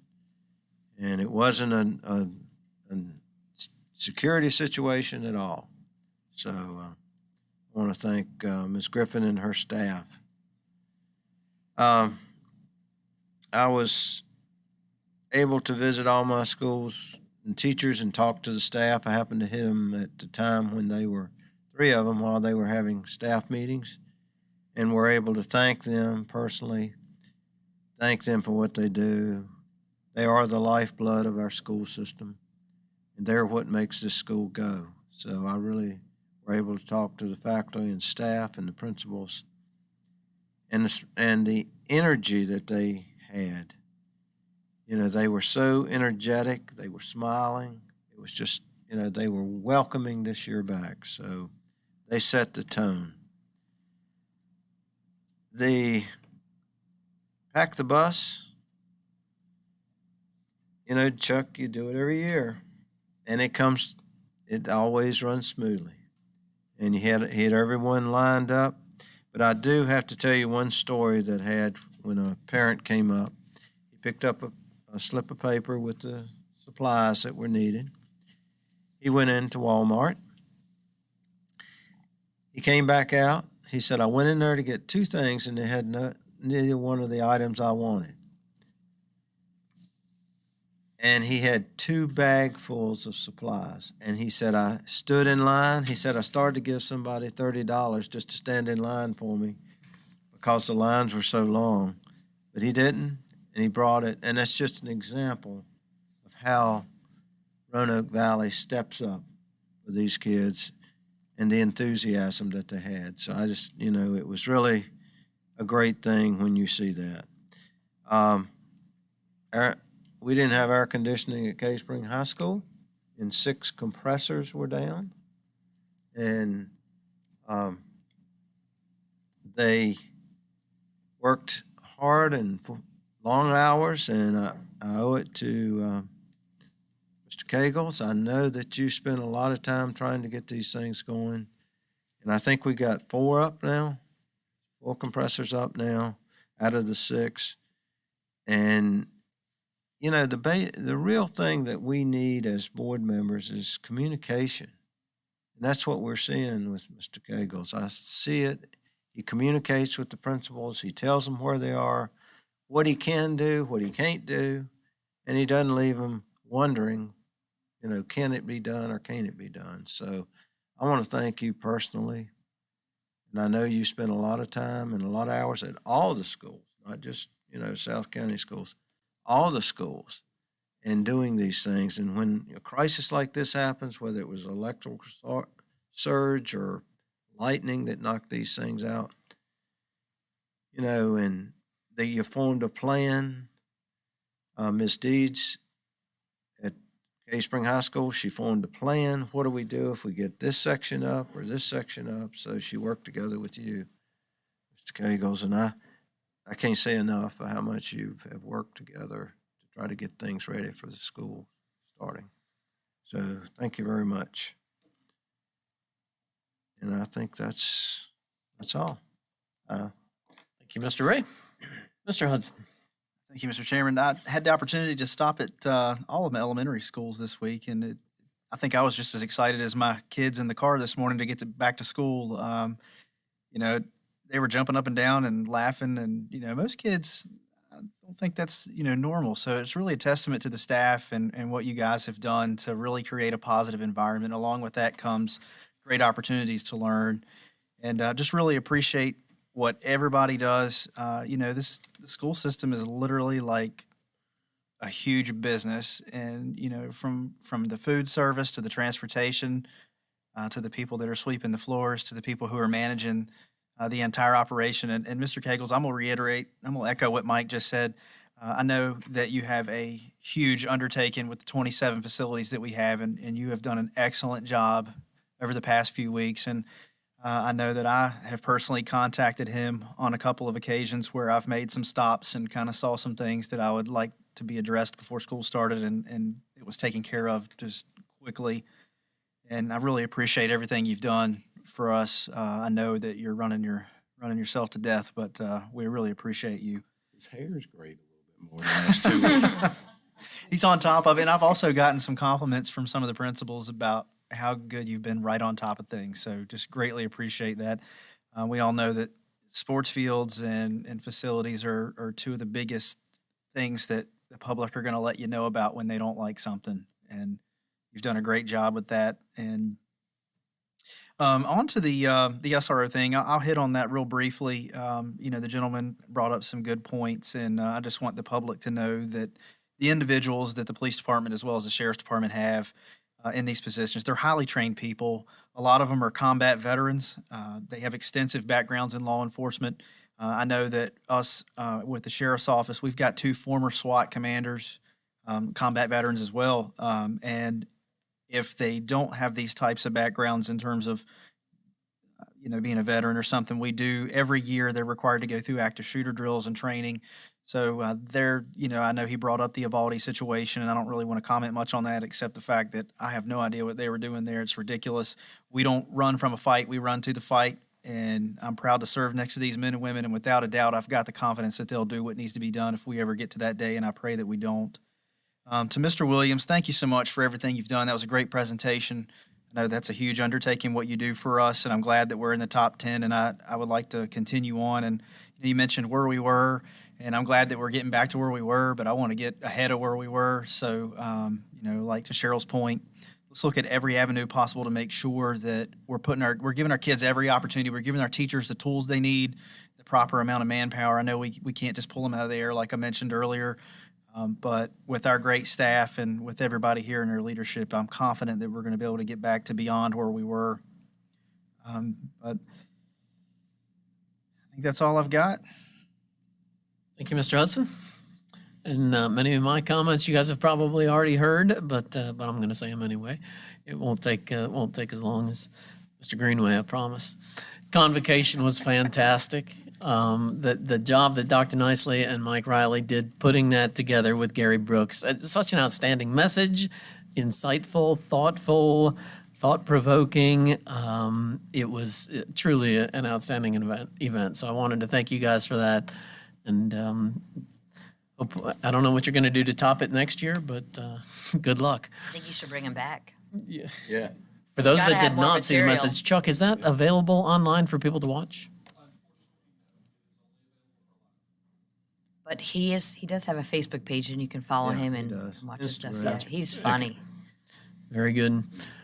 To Mr. Williams, as Mr. Hudson said, our SOL trends, I'm excited to see what you're able to present next month. That doesn't just happen. It takes teamwork from our teachers, from our IAs, from our principals, from our leadership team here at Central Office. Everybody deserves a big thank you for that, and we know that we can always do better, but it's exciting to hear that we're doing as well as we are. So, and to Mr. Greenway's comments, I truly hope Mr. Weimer has better things to do than watch us on a Thursday night.